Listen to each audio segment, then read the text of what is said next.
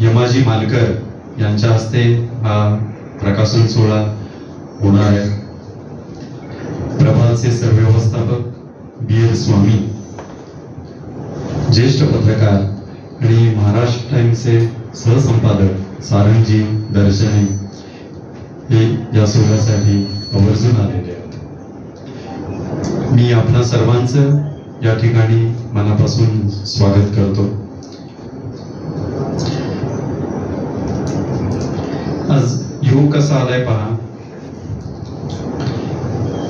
श्रीकांत कात्रे यांनी ज्यांच्यावर लिहिलेलं आहे त्या व्यक्ती म्हणजे समाजामध्ये एखाद्या दिव्याप्रमाणे काम करणाऱ्या आणि समाजाचं आणि लोकांचं मंगल करणाऱ्या आहेत. आणि हे पुस्तक ज्या संस्थांच्या पुढाकारामुळे नियोजनामुळे आपल्या समोर येतंय तेव्हा दीपलक्ष्मी, तिथेही दीप आहे, आणि लोकमंगल शिक्षण संस्था समूह, आणि केवळ अनुप्रस्थ किंवा अशा पद्धतीचं खरोखरच नाही. याचं कारण दत्तप्रसाद दाभोळकर यांनी प्रस्तावनेमध्ये अतिशय मार्मिकपणे लिहिले. त्याच्यात की मी एक वाक्य वाचतो. ते दाभोळकर म्हणतात की 100% भ्रष्ट माणसांचे थवे, 100% भ्रष्ट थव्याने हिंडताय. त्यांनी सगळ्या यंत्रणा भ्रष्ट बनवलेल्या आहेत. आणि अशा पार्श्वभूमीवर कात्रे यांनी प्रकाश दाखवणारी, समाजाला काहीतरी चांगलं देणारी माणसं शोधली. हे विशेष हे दत्तप्रसाद दाभोळकर यांचे शब्द आहेत. विशेषतः सातारा जिल्हा केंद्रस्थानी मानून त्या जिल्ह्यातल्या कर्तृत्ववान व्यक्ती, समाजाला सतत काहीतरी देणाऱ्या, स्वतःच्या कार्याने नवा आदर्श लोकांच्या पुढे निर्माण करणाऱ्या अशाची व्यक्तिचित्र कात्रे यांनी त्याच्यामध्ये रेखाटलेली आहे. आणि हे फक्त आपण म्हणतो की ललित अंगाने जाणारं व्यक्तिचित्रण नाही, की म्हणजे समाजासाठी त्यांचं महत्व हे अधोरेखित करणारं श्रीकांत कात्रे यांचं संपूर्ण लिखाण आहे. आणि ते स्वाभाविक आहे, कारण ते पत्रकार आहे, ज्येष्ठ संपादक आहे. त्यामध्ये दवी केसकर आहेत कवी, प्रतिमा उरी धरोनी हे गाजलेलं गाणं, किती वर्ष झाली त्या गाण्याला. आधी कविता असेल ती, पण अनेक दशक मराठी मनाच्या कोपऱ्यात ठाण मांडून बसले असे वाईचे कवी दवी केसकर, त्यांच्यावर त्यांनी लिहिलेलं आहे. गरजा महाराष्ट्र माझा ही राजा बडे यांची तेजस्वी रचना, ज्यांनी संपूर्ण महाराष्ट्रामध्ये कायम दुमदुमटी ठेवली, ते शाहीर साबळे त्यांच्यावर कात्रेंनी लिहिलेलं आहे. त्याचबरोबर वी.ल. चाफेकर, काही सुदैवानी यापैकी काहींचा म्हणजे माझ्यासारख्या संबंध आम्हाला बघता आलं या व्यक्तींना. आणि त्यानंतर कात्रेंनी जे लिहिलं ते वाचून जाणवलं की अरे किती म्हणजे मोठे पण किती आहे यांचं. मला आठवतंय यमुनाबाई वाईकरांवर श्रीकांत कात्रे यांनी प्रकाश रेषामध्ये लिहिलेलं आहे. बालगंधर्व रंगमंदिरामध्ये एक मोठा कार्यक्रम झाला. शांताबाई शेळके यांनी यमुनाबाई वाईकरांची मुलाखत घेतली. यमुनाबाई वाईकर म्हणाल्या की एक लाजायचा पण एक प्रकार असतो. शांताबाई तुम्ही जरा सांगा ना. शांताबाईंनी त्यांच्या परीने हे केलं, पण त्यानंतर दुसऱ्या क्षणी यमुनाबाई वाईकरांनी जी अदाकारी केली ते शांताबाईंनी दाद दिली आणि त्या खरोखर लाजल्या. म्हणजे किती एखाद्या कलाकाराचं मोठेपण आणि वय, त्या वयामध्ये ती लावणी अस्सलपणे पोहोचवणं लोकांच्या पर्यंत. आणि मी यमुनाबाई वाईकरांना त्या कार्यक्रमाला मी वृत्तांकनासाठी गेलो होतो, कधीही विसरू शकलो नाही. आणि त्या सगळ्या आठवणी कात्रे यांच्या प्रकाश रेषामध्ये म्हणजे यमुनाबाई वाईकरांवरचा लेख वाचून माझ्या मनामध्ये पुन्हा जाग्या झाल्या. हे मला या ठिकाणी आवर्जून असं सांगायला पाहिजे. साताऱ्यामध्ये वी.ल. चाफेकर ज्ञान विकास मंडळ वसंत व्याख्यानमाला त्यांनी नेटाने चालू ठेवली, सुरू केली आणि नेटाने सुरुवात केली आणि अजून चालू आहे. त्यांचे चिरंजीवी पाहतात. सातारचे अनेक सांस्कृतिक क्षेत्रातल्या व्यक्ती त्यांना मदत करतात. खरोखर सच्चिन व्यक्तिमत्व. त्यांनी जगुदादांबद्दल लिहिलेलं आहे. त्याचबरोबर वाडच्या सायराबी सय्यद, किती प्रेम असावं प्राण्यांवर, हे अद्भुत आहे. हे आमच्या पुढे खरोखर पहिल्यांदाच आलं कात्रे यांच्या लिखाणामुळे आणि मराठी वाचकांसमोर पण बहुधा पहिल्यांदाच येत असेल. मॅगझिन बर्नसन त्यांचाही आवर्जून उल्लेख करायला पाहिजे. महाबळेश्वरशी माझा अनेक वर्षांशी संबंध आला आणि भिलारे गुरुजी हे नाव मी ऐकत होतो, त्या वयामध्ये वाचत होतो, पण त्यांचं ध्येयवाद, रस्ते नव्हते त्या महाबळेश्वरला जोडणारे किंवा सगळ्या खेड्यापाड्यांना जोडणारे, काय काम केलं हे राजकारणी व्यक्ती त्या काळात होऊन गेल्या, हे आज आपल्याला अद्भुत वाटेल. आजच्या परिस्थितीकडे जर आपण बघितलं तर खरोखरच एक चमत्कार वाटावा. अशा या सगळ्या व्यक्ती झालेल्या आहेत. अशा अनेकांबद्दल श्रीकांत कात्रे यांनी, श्रोत्यांमध्ये अनेक नामांकित मंडळी या ठिकाणी आहेत. ज्येष्ठ पत्रकार ऋता वावडेकर, आमचे स्नेही संदीप आकुजी, नवनीत देशपांडे, महाराष्ट्र टाइम्सचे पत्रकार जयदीपजी पाठकजी, डॉक्टर श्रीनिवास हेमाडेजी, असे अनेक जण या ठिकाणी आवर्जून आणि आपुलकीने या सोहळ्यासाठी आलेले आहेत.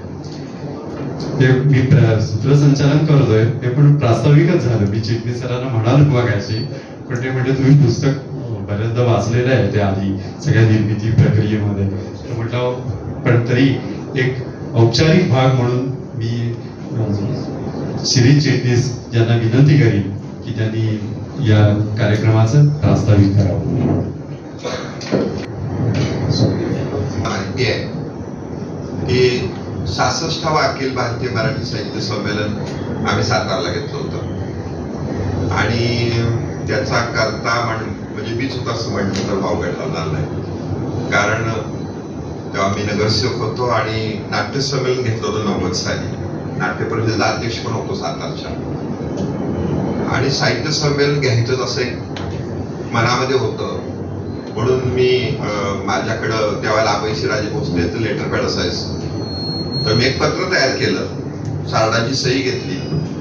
सारडा असं म्हटलं आपल्याला झेपणार नाही सातारकरांना संमेलन थोडक्यात म्हणजे, तर मी म्हटलं मिळू दे, तरी मिळाल्यावर बघू आपण. आणि त्यांची सही घेतली, अभयसिंहराजे भोसलेंच्याकडे गेलो. ते म्हणजे हे काय आपलं काम नाही. अहो म्हटलं हे नाही मिळत तसं आपल्याला, त्याला 5-5, 10-10 वर्ष मागणी करायला लागती, वेगवेगळ्या लोकांना भेटावं लागतं. आपण पत्र पाठवत राहू. आणि पत्र पाठवलं. 65वा अखिल भारतीय मराठी संमेलन झालं होतं कोल्हापूरला, आणि ते डी.वाय. पाटलांनी एवढं मोठं केलं होतं की गोव्याला पुढचं जे 66 होणार होतं, तर गोव्याची संयोजन समिती म्हटली की आम्हालाही झेपणारं काम नाही, आम्हाला काही नको. आणि ते कोल्हापूर संमेलन बघून कुणाची अर्ज नव्हती, एकमेव अर्ज होता सातारच्या संमेलनाचा. आणि माधव गडकरी त्या मंडळामध्ये होते. तर माधव गडकरी असं म्हटलं की अभयसिंहराजे भोसले सुसंस्कृत माणूस आहेत, आपण सातारला देऊन टाकू. आणि ते संमेलन सातारला जाहीर झालं. इन मिनवाईल त्यावेळेला अनऑफिशियल मीटिंग झाली होती महामंडळाची. पुणेकर बहुतेक तेव्हा नव्हते, गणा जोगळेकर वगैरे त्या मीटिंगला नव्हते. आणि गणा जोगळेकरांचं शंकर साडांचं विशेष प्रेम होतं. आणि ते म्हटले की नाही कुठं मीटिंग कुठे झाली, सातारा कसं डिक्लेअर करताय तुम्ही. द्वादशीवारांनी सांगितलेली गोष्ट आहे मला नंतर अलीकडच्या काळात.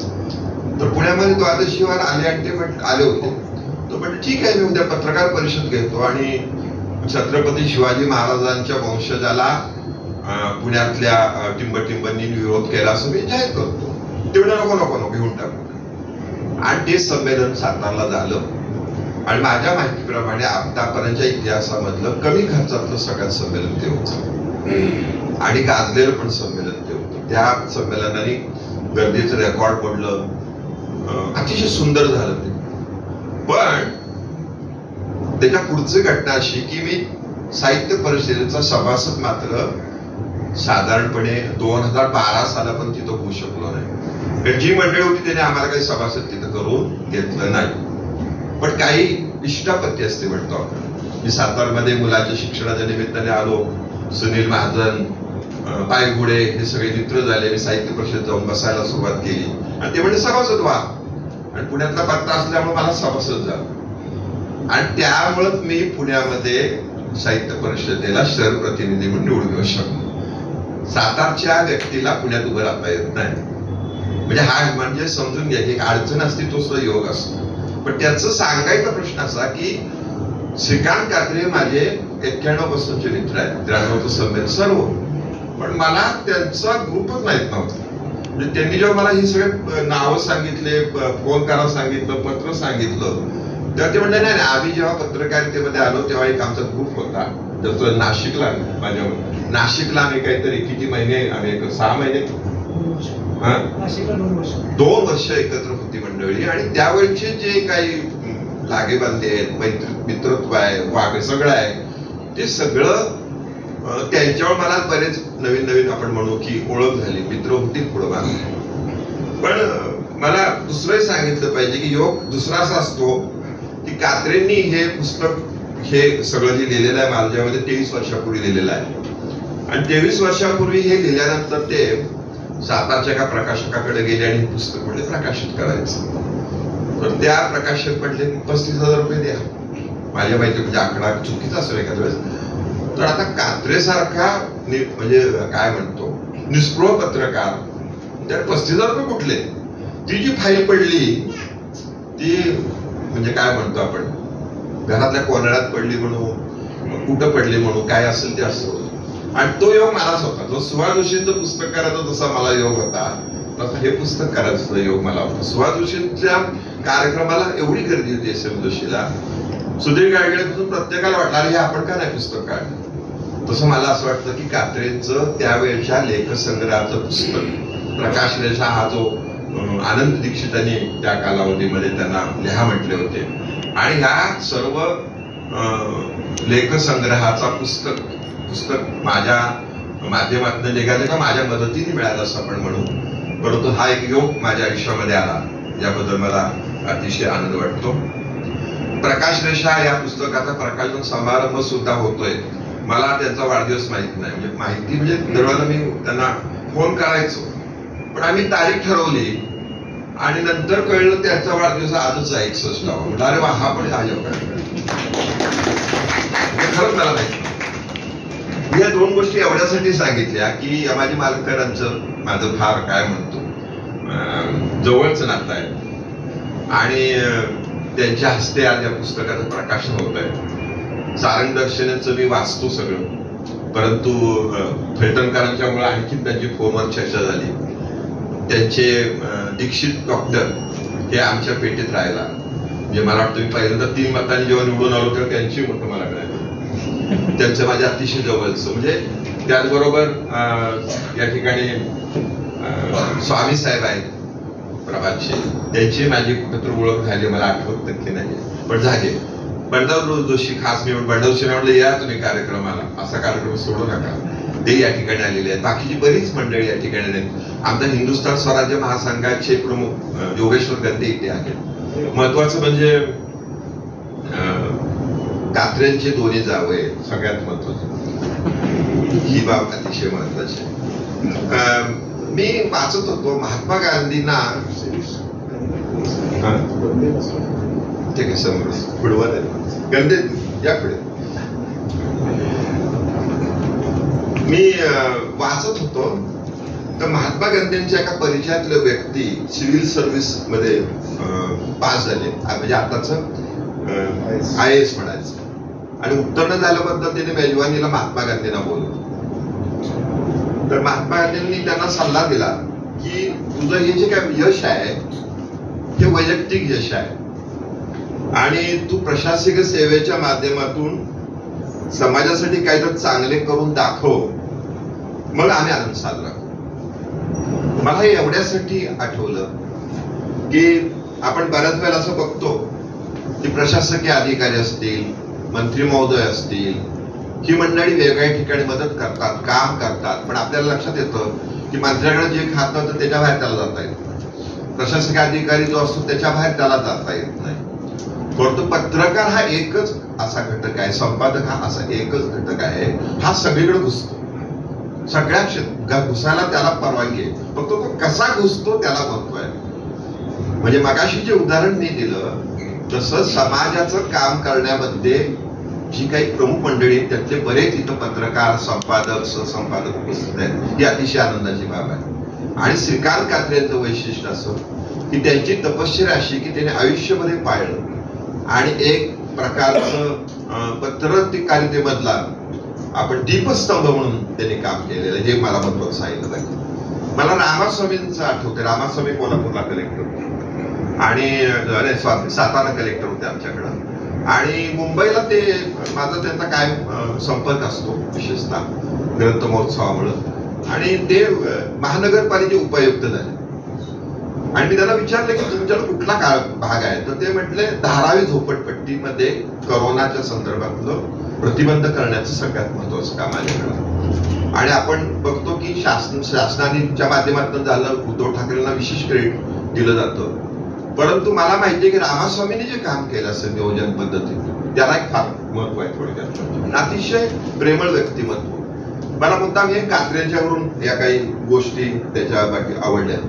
जसं आपण म्हणतो की मी आता जसं म्हटलं की मंत्री महोदय असतील, IAS केडर असेल, त्यांना लिमिट आहे, पण पत्रकारांना, संपादकांना स्काय लिमिट असं म्हटलं जातं. जसं जगन फडणवीस माझे मामा, चुलत मामा, त्यांची बहीण माझ्या काकांना दिलेली होती. जगन फडणवीसांचं जे मृत्यू हत्याकांड, एकच गोष्ट अशी की ज्यांनी त्यांचं नाव ऐतिहासिक त्याची नोंद केलेली आहे. विशेषतः कात्रे हे अतिशय हरवणारे व्यक्तिमत्व आहे, शांत व्यक्तिमत्व आहे, आणि त्यांनी जे काम केलेलं आहे ते सगळ्यांना एक म्हणतो आधार देणार असेल, मदत करणार असेल असं त्यांनी काम केलेलं आहे.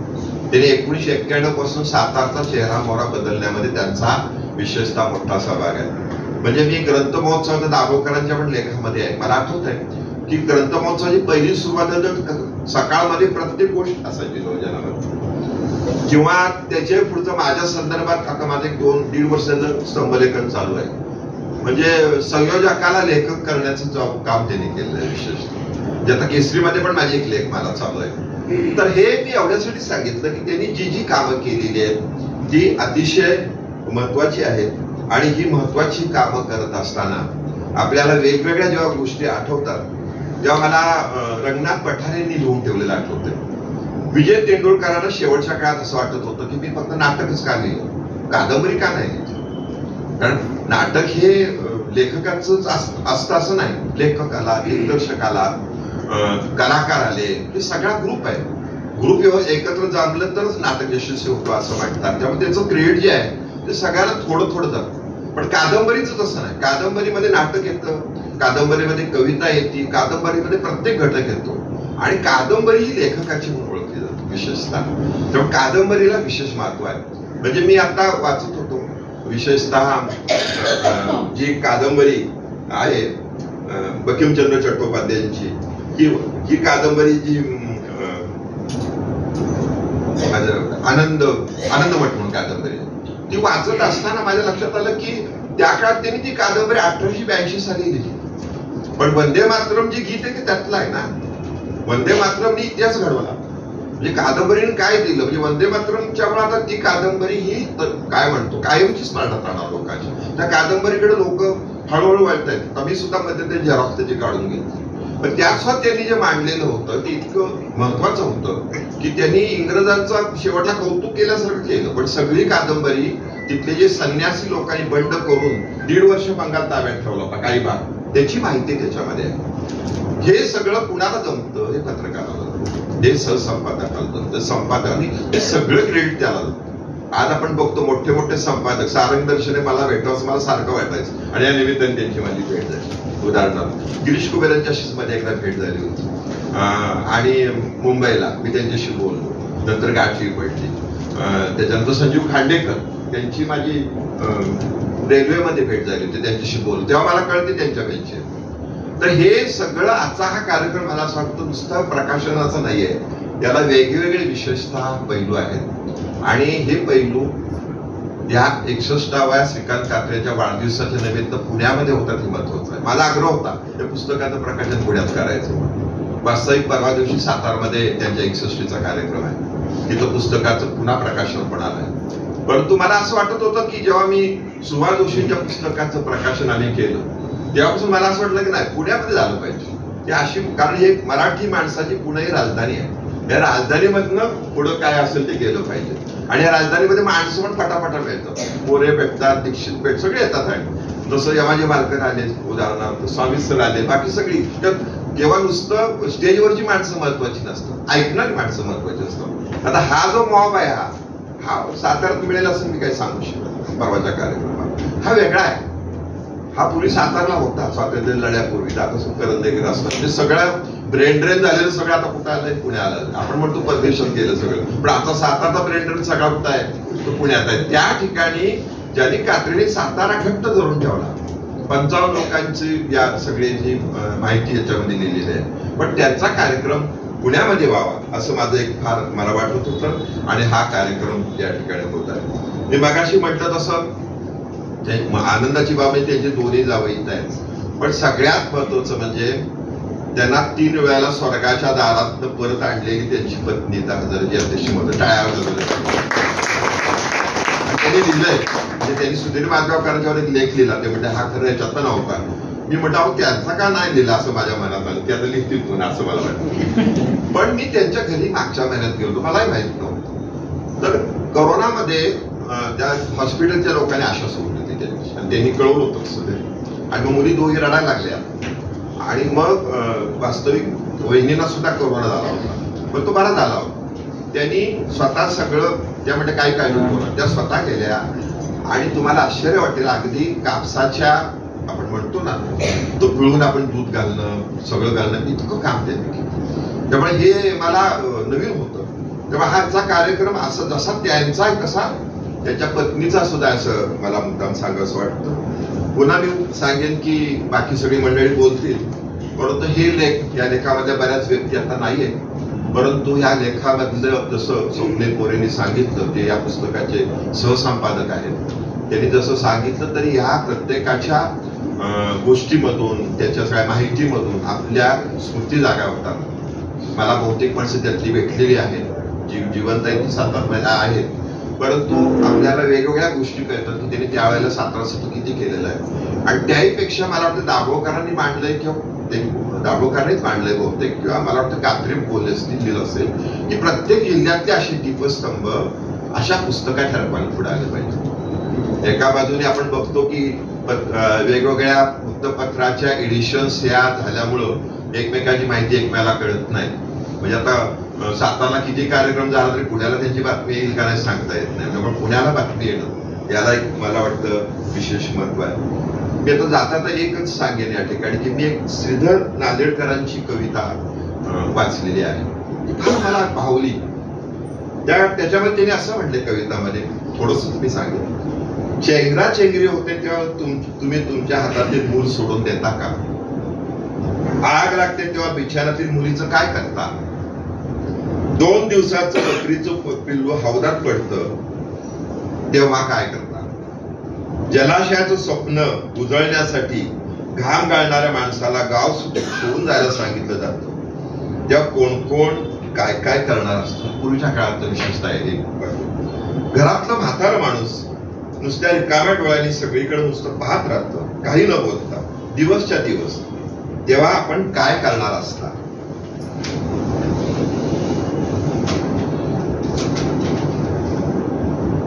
जिला मी माझी ताकद मानतो आणि हे जग कमजोरी मानतो, ती जीवाशिवाच्या भेटीची आळवणी करणारी कविता. धूर आणि विष पसरलेल्या हवेत श्वासासाठी सापडताना सगळे कवी लोक काय करायचं ठरवत आहेत. त्याच्या पुढे म्हटलं, घरातलं मूल, विचारातलं पोर, बकरीचं पिल्लू, गावासाठी तलाव खोदणारा तरुण, मरणाची पावसासारखी वाट पाहणारा माणूस, दम तोडणारी कविता. शब्द सांगतो, कोणाचंही बोट मी सोडणार नाही. तेच म्हणजे श्रीकांत कात्रे.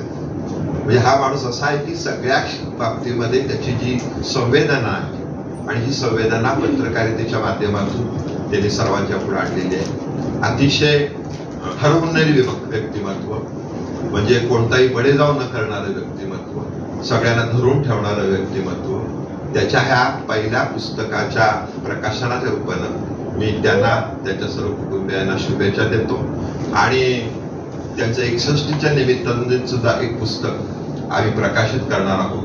त्याला नक्की आपले लेख द्यावेत प्रत्येकाने, कारण त्या आठवणी असतात जे वेगळं. मी आता असं बघितलं की अशा आठवणीतून माणूस समृद्ध होत जातो. आणि तुमची एखादी आठवण अशी असते की ती तुम्हाला वेगळेपण देऊन जाते. माझ्या आयुष्यात याच्यावर अडचणीच्या वेळेला गोष्टी आल्या तर श्रीकांत कात्रे कायम माझ्याकडे धावत आले. मला त्यांनी सूचना दिल्या, मला आधार दिला, किंवा मला काही गाईडलाईन्स दिल्या आपण असं म्हणून. मी जेव्हा जनता सहकारी बँकेचा सातारा चेअरमन झालो तेव्हा तिने एक लेख लिहिला. तो लेख माझ्या अजून स्मरणात आहे. तेव्हा अशी व्यक्तिमत्व भेटणं ते माणसाला संपन्न करत असतात, त्याला योग्य मार्गावर आणत असतात आणि त्याहीपेक्षा समाजासाठी महत्वाचे असतात. अशी सर्व हे जी संपादक मंडळी आहेत, जे माझे मालकन असतील, सगळी मंडळी यांची उलट आता समाजाला अतिशय जरुरी आहे. आताचा जो काळ आहे त्याच्यामध्ये यांनी लिहित राहिलं पाहिजे, लोकांबरोबर राहिलं पाहिजे आणि लोकांसाठी काम केलं पाहिजे असं मला वाटतं. प्रकाश रेषा या पुस्तकाच्या निमित्तानं, श्रीकांत कात्रे यांच्या पुण्याच्या कार्यक्रमाच्या निमित्तानं आपण सर्वजण आलात, त्याबद्दल तुमच्या सर्वांचं मी स्वागत करून माझं वास्तविक संपवतो. जय जय महाराज. प्रकाशन मला आग्रह होता सुभाष जोशी त्याच्या प्रकाशन संस्थेतर्फे करावं, कारण सुभाष जोशी म्हणजे व्यंकटेश माडगुळकर पासून सगळ्या मंडळींची पुस्तकं त्याच्या प्रकाशन केलेली आहेत. या पुस्तकाचा ब्रँड कुठला असावा, सुभाष जोशींचा असावा. आणि त्याच्यापेक्षा महत्वाचं म्हणजे खरं ते बोलत नाही, परंतु काही लेखकांनी शेवटपर्यंत पैशाचा विचार कधी केला नाही. सुभाष जोशींकडे पुस्तक म्हणजे राची ढेरे असतील, बरीच नाव आहे, परंतु सध्या भांडवलशाही एवढी फोपावली आहे की ते लेखक गेल्यानंतर ह्या भांडवलशाहीच्या लोकांनी बरोबर काय म्हणतो असे क्षण असतात, अशा क्षणात त्यांच्या नातलगांना, त्यांच्या वारसदारांना गाठलं आणि त्यांची पुस्तकं त्यांच्याकडे गेली. मग ते काय म्हणले ठीक आहे, इतकं चांगल्या व्यक्तिमत्वाच्या प्रकाशनातर्फे पुस्तक प्रकाशित होत आहे, ही सुद्धा एक चांगली बाब आहे. एवढंच माझं. धन्यवाद. श्रीकांत कात्रे यांचे स्नेही सहकारी यांची एवढी मोठ्या संख्येने उपस्थिती आहे की मगाशी प्रत्येक नाव माझ्याकडनं लावून गेले. ज्येष्ठ कवी बंडा जोशी या ठिकाणी आहे. सांस्कृतिक कार्यक्रमाला ज्यांची आवर्जून हजेरी असते, ज्यांचा चिटणीस यांनी उल्लेख केला, ते ईश्वरजी गंधे, पत्रकारितेतील माझ्या सहकारी अंजली कमितकर यांच्याचा अनेक ज्येष्ठ या ठिकाणी आहेत. कालच लोकमंगल आणि दीपलक्ष्मी संस्थेतर्फे याच ठिकाणी कार्यक्रम झाला. सागरजी देशपांडे, काल याच ठिकाणी कार्यक्रम झाला लोकमंगल आणि दीपलक्ष्मी नागरी सहकारी पतसंस्थेतर्फे. आणि त्यावेळेला डॉक्टर श्रीपाल सबनीस असं म्हणाले की पुण्याची सांस्कृतिक ओळख म्हणजे शिरीष चिटणीस, आणि ज्यांनी अतिशय तळमळीने त्यांनी त्यांचं काम आहे सांस्कृतिक कार्यक्रमाचं आयोजन, चांगल्या व्यक्तींना प्रकाशात आणणं, हे व्रत घेतल्यासारखं ते करतात. आपण सर्वांनी टाळ्यांचा कडकडाट करून त्यांना दाद देऊया.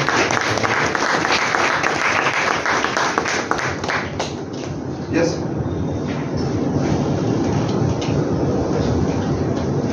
प्रकाशन सोहळ्यासाठी मी विनंती करतो.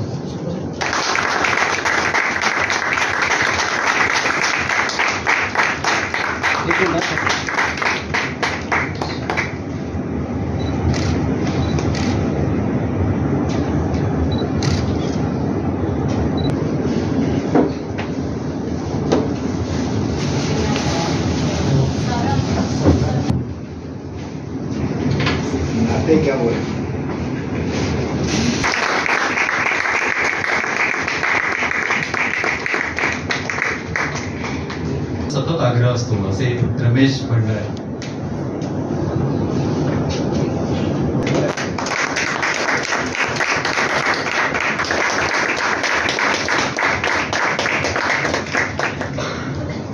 महाराष्ट्र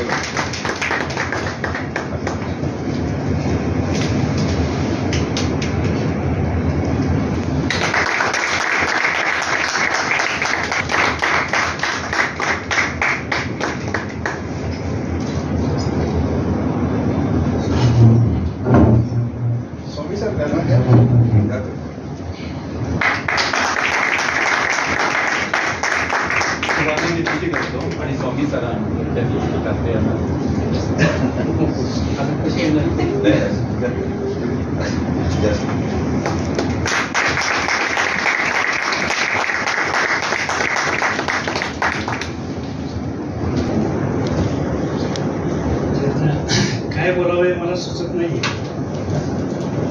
सर्व सहकारी माझ्या समोर आहेत. त्याचबरोबर मला ज्यांनी मार्गदर्शन आतापर्यंत केलं ते सगळे या ठिकाणी आहेत. व्यासपीठावरील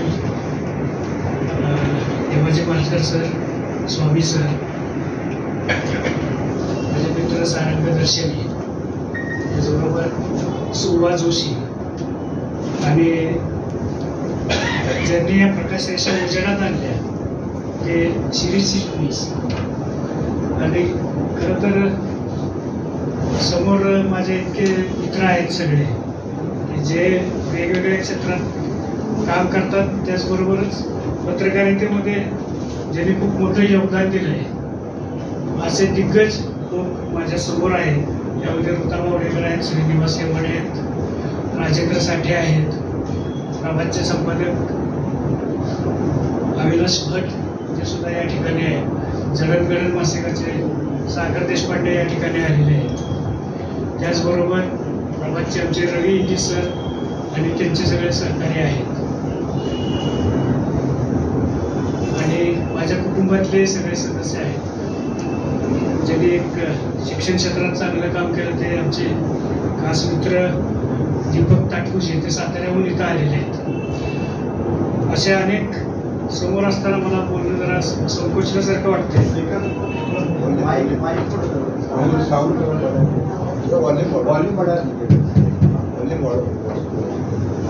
आता येतोय. प्रकाशरेषा या पुस्तकात स्वप्न आज या ठिकाणी पूर्ण होते. कारण हे 24 वर्षापूर्वी मी हे सगळं लेखन केलेलं आहे. म्हणजे त्यावेळेला जी माणसं खूप वेगवेगळ्या क्षेत्रात चांगलं काम करत होती अशा लोकांचे एक दर सोमवारी दैनिक सकाळमधून ही एक लेख मला प्रसिद्ध झाली. आणि त्या सगळ्यांच्या मुलाखती घेतल्या आणि मुलाखती घेऊन नंतर त्यांच्यावरती हे लेख लिहिलेले. आणि आत्ता मला असे वाटतं की हे खूप पूर्वी हे पुस्तक प्रकाशित व्हायला पाहिजे होतं. कारण आत्ता ज्या वेळेला मी पुस्तक किंवा आता पुन्हा ते लेख ज्या वेळेला वाचले हे पुस्तक करताना त्यावेळेला असं वाटलं की हे 2-3 पिढ्यामधल्या ज्या गेल्या त्यांनी हे जे वाचायला पाहिजे होतं ते त्यांना वाचायला नाही मिळालं. पण ठीक आहे, उशीर झाला असला तरी आता पुढच्या पिढ्यांना तरी ते वाचायला मिळेल. आणि खूप चांगल्या पद्धतीनं वेगवेगळ्या क्षेत्रामध्ये जे काम केलेलं आहे या लोकांनी ते समाजासमोर आणलं पाहिजे होतं, पण ते आता आणलेलं आहे. मग अशा एक उल्लेख केला पोरेंनी साहिराबी सय्यद नावाची प्राणीमित्राविषयी, प्राणीमित्र म्हणून त्यांनी काम केलं. कराडमधली ही महिला नगरपालिकेत झाडू कामगार म्हणून काम करत होती. आणि ती तशी असताना म्हणजे तिचं काय कमवत असेल याची कल्पना आपण करू शकता. पण शहरामध्ये जे प्राणी जखमी झालेले असतात, शेळी, मेंढी, गाढवं, कुत्री, शेळ्या, असं सगळे काही जे प्राणी असतील ते घरी आणून त्यांचं संगोपन करून त्यांना बरं करून त्या सोडून देत असतात. म्हणजे हे आपल्याला वाटतं सोपं काम, पण ते त्याने आयुष्यभर व्रत म्हणून स्वीकारलेलं होतं. याच्यात बाकीची खूप मोठी मंडळी आहेत. शाहीर साबळे आहेत, नरेंद्र दाभोळकर आहेत, शिवाजीराव भोसले आहेत. अशी वेगवेगळ्या क्षेत्रातली माणसं या प्रकाशरेषेमध्ये आहेत. पण त्याचबरोबर अशी नगरपालिकेचे नगराध्यक्षांच्या गाडीवर ड्रायव्हर म्हणून काम करणारा, त्यासह एक रिक्षा चालक सुद्धा आहे. म्हणजे ज्यांनी आपापल्या क्षेत्रात वेगळं काहीतरी काम केलं आणि प्रामाणिकपणे त्या क्षेत्रामध्ये झोकून देऊन चांगल्या पद्धतीने काम केलं, अशा लोकांचा हा सगळा संग्रह आहे. आज या ठिकाणी आपण सगळेजण आलात आणि माझ्यावरचं प्रेम आपण दर्शवलं. अनेकांनी काही आता श्री चिटणीस किंवा बाकीचे बोललं ते कौतुक, मला ते कौतुक खरं तर काय सहन पचत नाही ते. पण जे काही माझ्याबद्दल चांगलं होत आहे त्याबद्दल मी पुन्हा एकदा सगळ्यांचे आभार मानतो आणि कार्यक्रमाचे सूत्र स्वप्नील यांच्याकडे देतो. धन्यवाद. श्रीकांतचं आज वाढदिवसानिमित्त खास अभिष्ट चिंतन, आणि तो ज्यांनी जसा 3दा परत आला तसा साताऱ्याच्या सीमेवरनं मी पण एकदा मृत्यूच्या दाढेतून परत आलोय. सातारा जिल्ह्याचं मी थोडं मोजकं बोलणार आहे, जास्त बोलणार नाही, आणि तात्विक विवेचन करायची जबाबदारी यमाजी मालकरांकडे, त्यामुळे मी थोडंसं सोयी गप्पा गोष्टी करायचा प्रयत्न करेन, आठवणी सांगायचा प्रयत्न करेन. याच्यामध्ये आम्ही आता इथे जे आहोत ना, त्याच्यात मागे ऋता बावडेकर, राजेंद्र साठे, डॉक्टर श्रीनिवास हेमाडे, श्रीकांत, मी आणि अजून आमचे बरेच सहकारी, हे आम्ही ना पहिले सकाळचे ट्रेनी जर्नलिस्ट प्रशिक्षणार्थी पत्रकार होतो. म्हणजे मी आणि श्रीनिवास 10 डिसेंबर 1987 जॉईन झालो. त्याच्यानंतर काही महिन्यांनी ही मंडळी आली. आता याच्यातली बाहेरची तुम्हाला अनेक नावं परिचित आहेत, अशी सगळी ती मंडळी होती. बरेच जण होते, आम्ही 20-22 जण होतो.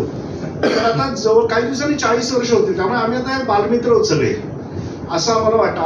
आमच्या सगळ्या आयुष्याची सगळी प्रवास हा एकत्र, समांतर, काही वेळेला वेगवेगळ्या दिशांनी, पण आम्ही सगळे जोडलेले होते एकमेकांच्याशी इतके वर्ष. त्यामुळे मला हे मी बोलताना जर जास्त काही बोललो तर एक गांधीजींची 3 माकडं मागे आहेत असं मला वाटतं, की जास्त बोलू नको, आता ऐकणार नाही, तुला बघवत नाहीये, असं हे 3 जण मला सांगते, ते मी इकडे लगेच बसून नाही.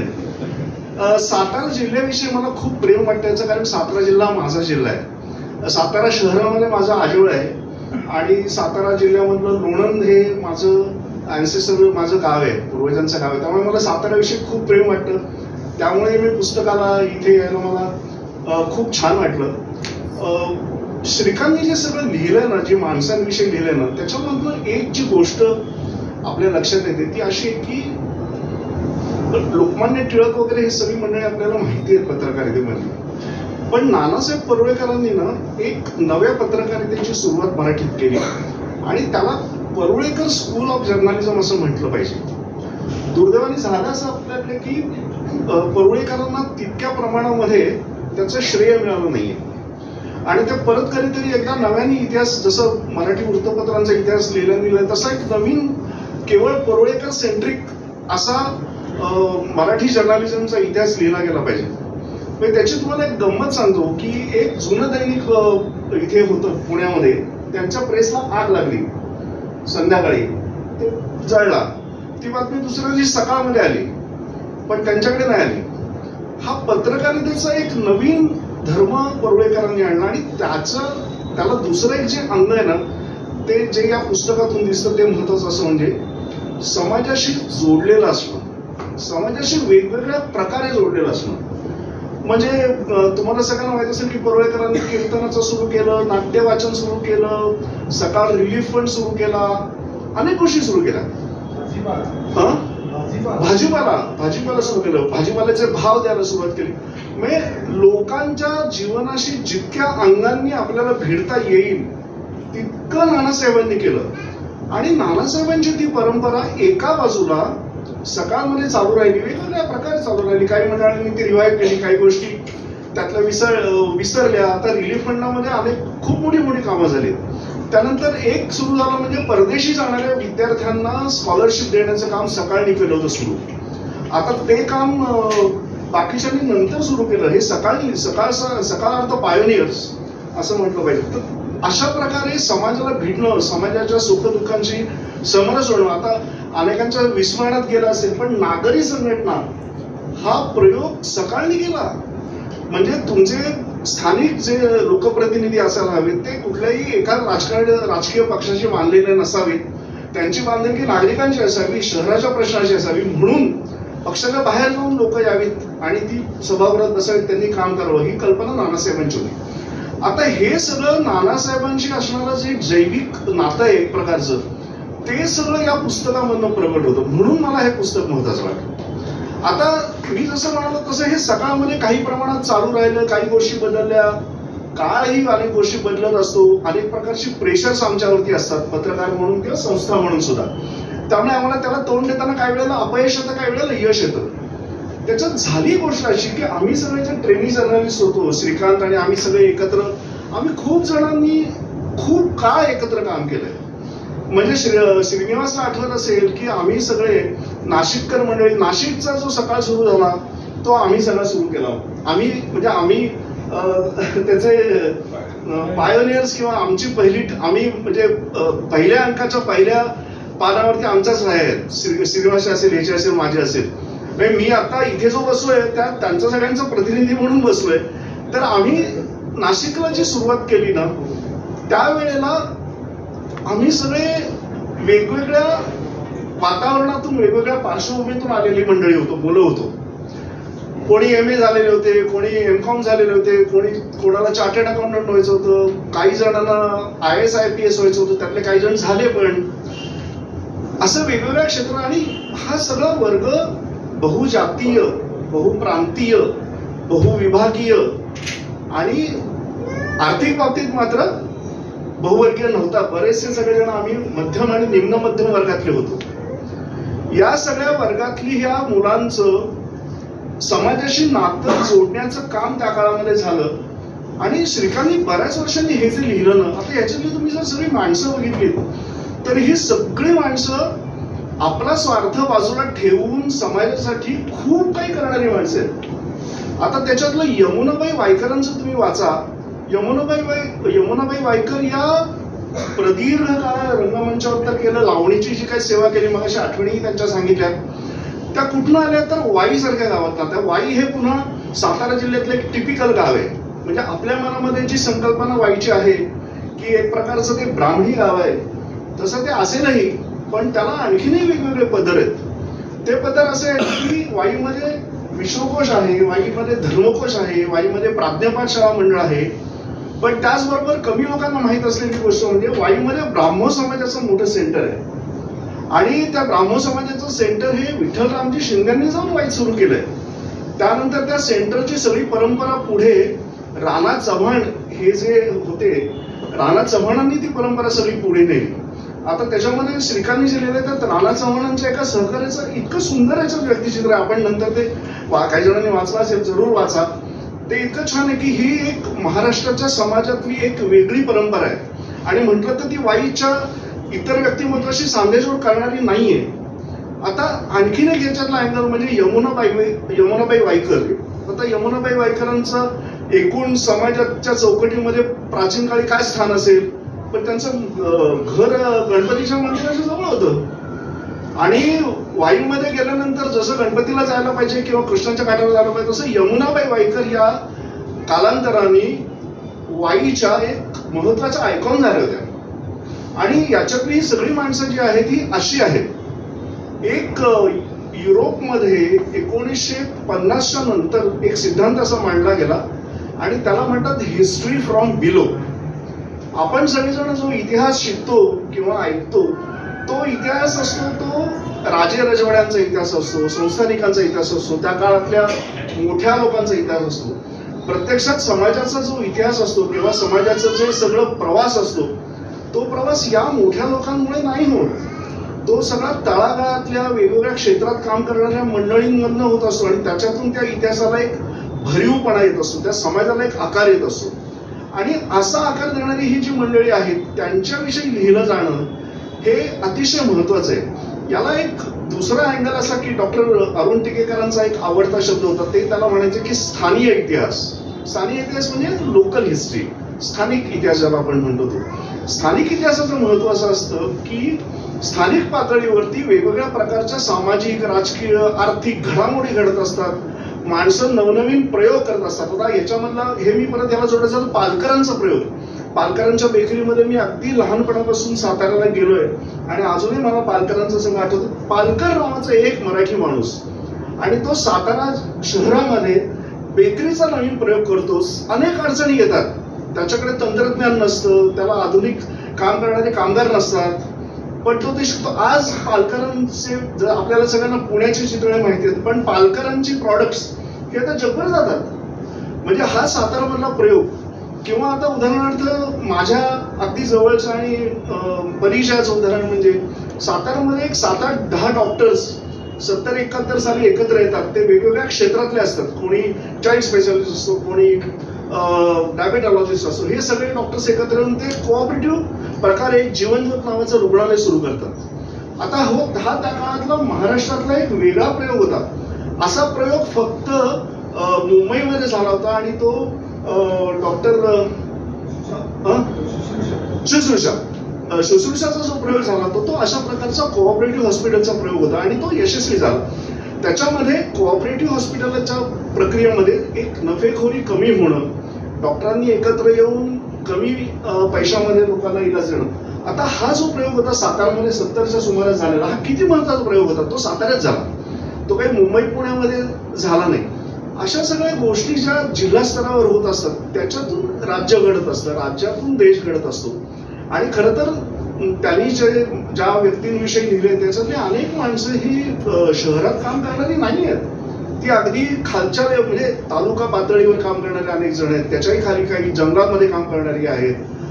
अशा प्रकारच्या माणसांच्या कामातून आणि त्यांच्या कॉन्ट्रीब्युशन मधून सगळा समाज घडत असतो. होतं काय आपल्याकडे, आणि ते गेल्या काही वर्षांमध्ये जास्त झालंय, ते म्हणजे आपल्या सगळ्या मीडियाचा जो ग्लेअर आहे, म्हणजे मीडियाचं सगळं लक्ष आहे किंवा मीडियामध्ये स्थान मिळणारं जे ते सगळं भलत्याच लोकांना मिळतं.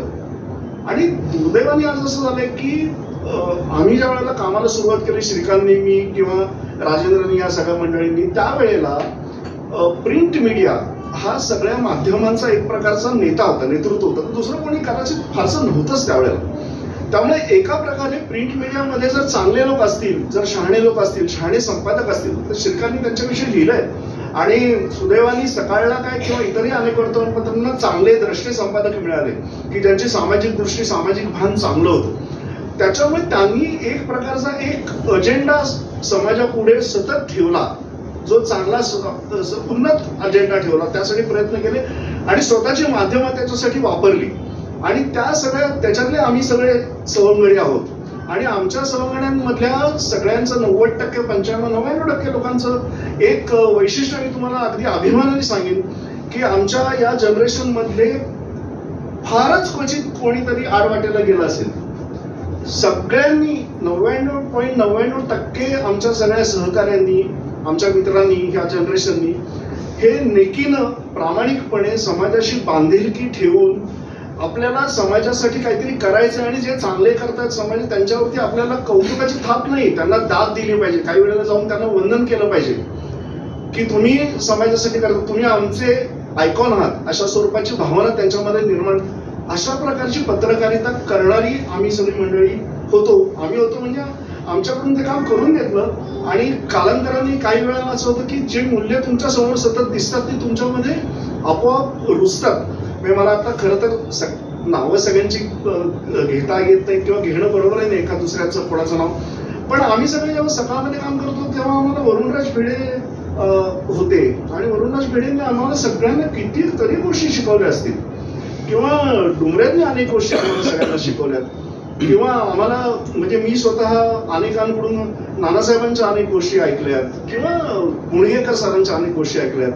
मी नंतर महाराष्ट्र टाइम्समध्ये गेलो. महाराष्ट्र टाइम्समध्ये एक वेगळ्या प्रकारचा कामाची पद्धत होती, पण तिथेही गोविंदराव तळवलकरांची निस्पृहता, नेकी, प्रामाणिकपणा आणि जे चुकेल त्याच्यावरती खरपूस टीका करण्याची त्यांची निर्भीडता हा मोठा गुण होता.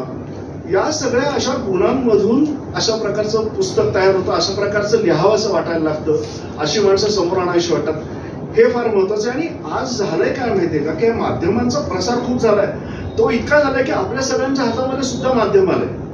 म्हणजे तुम्ही स्वतःच्या हातामध्ये जर मोबाईल असेल तर तुम्ही बायडनला पण इशारा देऊ शकता किंवा शिव्या पण घालू शकता कोणालाही. एक प्रकारचे ते लोकशाहीकरण झालंय माध्यमाचं. पण त्या लोकशाहीकरणामधून सगळंच काही चांगलं झालंय का हा प्रश्न एक. आणि दुसरा प्रश्न असा की या सगळ्या माध्यमांचा आमच्यावरती म्हणजे प्रिंट मीडियावरती येणारा दबाव, प्रेशर आणि त्याच्यातून आता वाट काढायची कशी हा प्रश्न.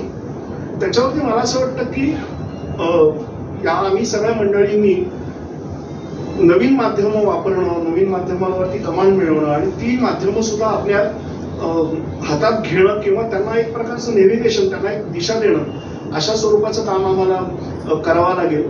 आणि श्रीकांतचं हे पुस्तक मी वाचलं, त्याच्यातली अनेक माणसं माझी परिचय होते. डॉक्टर हर्षे, डॉक्टर म्हणजे साताऱ्यामधलं तुम्हाला एक गंमत सांगायची म्हणजे साताऱ्यामधली अनेक कुटुंब अशी आहेत की ज्या कुटुंबातली सगळीच्या सगळी माणसं कर्तृत्ववान आहेत. म्हणजे आता उदाहरणार्थ दाभोळकर, दाभोलकरांचं तर याच्याशी प्रस्तावना पण आहे आणि नरेंद्र दाभोलकरांवर मला वाटतं तू लिहिलं पण आहेस.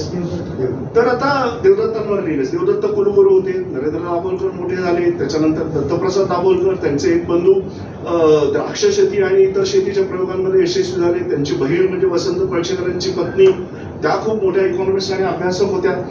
आता हे दुसरं हर्षे कुटुंब, हर्षेंचे हे डॉक्टर राजेंद्र हर्षेंवरती याच्यावरती लिहिले. आपल्यापैकी अनेकांना माहित असेल, हा माणूस एमडी गोल्ड मेडलिस्ट होता, अत्यंत सारस, जन्मभर लोकांकडून कमीत कमी पैसे देऊन उत्तम उपचार दिले. त्यांचे एक बंधू जे आता महाराष्ट्रामध्ये परत आले, डॉक्टर राजन हर्षे, ते खरं मूळ सातारकर आहेत. ते उत्तर भारतामधल्या एका विद्यापीठाचे कुलगुरू होते आणि त्यांचं इंटेलेक्च्युअल कॉन्ट्रीब्युशन हे जागतिक पातळीवरती मानलं जातं. ते काही केवळ म्हणजे महाराष्ट्रापुरते तर ते नाहीच आहेत, ते जगाच्या पातळीवरती. किंवा अतिश दाभोळकर, हा जो दाभोळकरांचा, तो जागतिक पातळीवरती काम करणारा माणूस आहे. किंवा डॉक्टर दत्तप्रसाद दाभोलकर आपल्याला सतत भेटतात किंवा दिसतात म्हणून, पण त्यांचं जे कॉन्ट्रीब्युशन आहे ते नॅशनल आणि इंटरनॅशनल लेवलला मान्यता प्राप्त अशा प्रकारचं आहे. अशी सातारा जिल्ह्यामध्ये खूप माणसं अजूनही आहेत. त्याच्यातली बरीचशी याच्यात आली, त्याबद्दल श्रीकांतला खास धन्यवाद. म्हणजे हे पुस्तक जुनं झालं असलं तरी त्या अर्थाने जुनं नाही, ते अजूनही नवीन आहे. आता फक्त शेवटच बोलतो आणि की श्रीकांतला अशी रिक्वेस्ट आहे की तू याच्यामध्ये ज्या पुस्तकात ज्या मंडळींविषयी लिहिलंयस ती सगळी मंडळी मोठी आहेत, पण ते लिहून तू आता बराच काळ झालाय. याच्या मधल्या काळामध्ये सातारा जिल्ह्यामध्ये आणि आसपास सातारा जिल्ह्यात जन्म झालेले, बाहेर गेलेले अशा प्रकारचे अनेक आणखीन मोठी माणसं झाली आहेत, खूप मोठी माणसं झाली आहेत आणि त्यांनी खूप मोठं कॉन्ट्रीब्युशन पण केलंय. तर त्यांच्याविषयी तू हा प्रकाश रेषाचा एक दुसरा नवीन पुस्तक तुझ्या हातून व्हावं पुढच्या काळामध्ये आणि त्यांचं व्यक्तिचित्रण तू लिहावंस अशी तुला माझी विनंती आहे. आणि तुझ्या खंडामध्ये माझा समावेश होण्यासाठी मी प्रयत्न करत राहील. धन्यवाद सारंगी. त्यानंतर मी विनंती करतो प्रकाशक सुभा जोशी यांना. आपला वेळ घेणार नाही, मालकर साहेब बोलणार आहेत. या पुस्तकाच्या पाठीमागे आमचे शिरीष चिटणीस माझ्या व्यवसायाला 70 वर्ष झाली, पण शिरीष चिटणीस अलीकडे 10 वर्षातच ओळखीचे झाले. उत्कर्षाच्या गावोगावी शाखा झाल्या असत्या आणि प्रकाशनाची चौपट संख्या झाली असती. मी आतापर्यंत 3,000 पुस्तकं प्रकाशित केली आणि ती पुस्तकं भरपूर ठिकाणी गेले. तर मगाशी चिटणीस साहेब म्हणाले की माझी काही चांगल्या लेखकांची पुस्तकं, विशेषतः व्यंकटेश माडगूळकर, अजून 5-6 लेखक, असे काही इतर प्रकाशकांनी आपल्या पैशाच्या बळावर पळवली. मी त्याचं काही विधिनिषेध केलं नाही, त्याच्यापेक्षा मी अजून चांगली पुस्तकं काढली आणि त्याच्यामध्ये काही प्रकाश रेषा चिटणीसांच्यामुळं प्रकाशित करण्यासाठी मिळते. हे उत्कर्षाच्या प्रकाशनात अजून एक चांगली भर पडते. त्या चिटणीसांना मी अशी विनंती करीन की या लेखकांकडून अजून तुम्ही लिहून घ्या, आपण प्रकाशित करू. धन्यवाद. श्री इंगळे सरांना विनंती करतो की त्यांनी सत्कार स्वीकारायला यावं.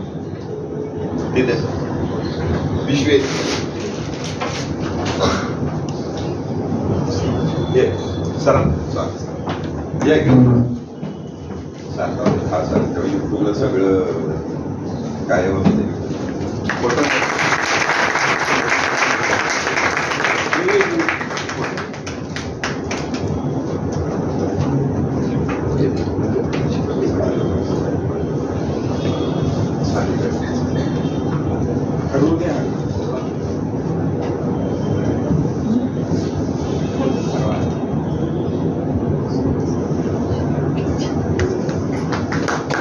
त्यानंतर मी प्रभातचे सर्व व्यवस्थापक व्ही.एल. स्वामी सर यांना विनंती करतो की त्यांनी मनोगत व्यक्त करावे.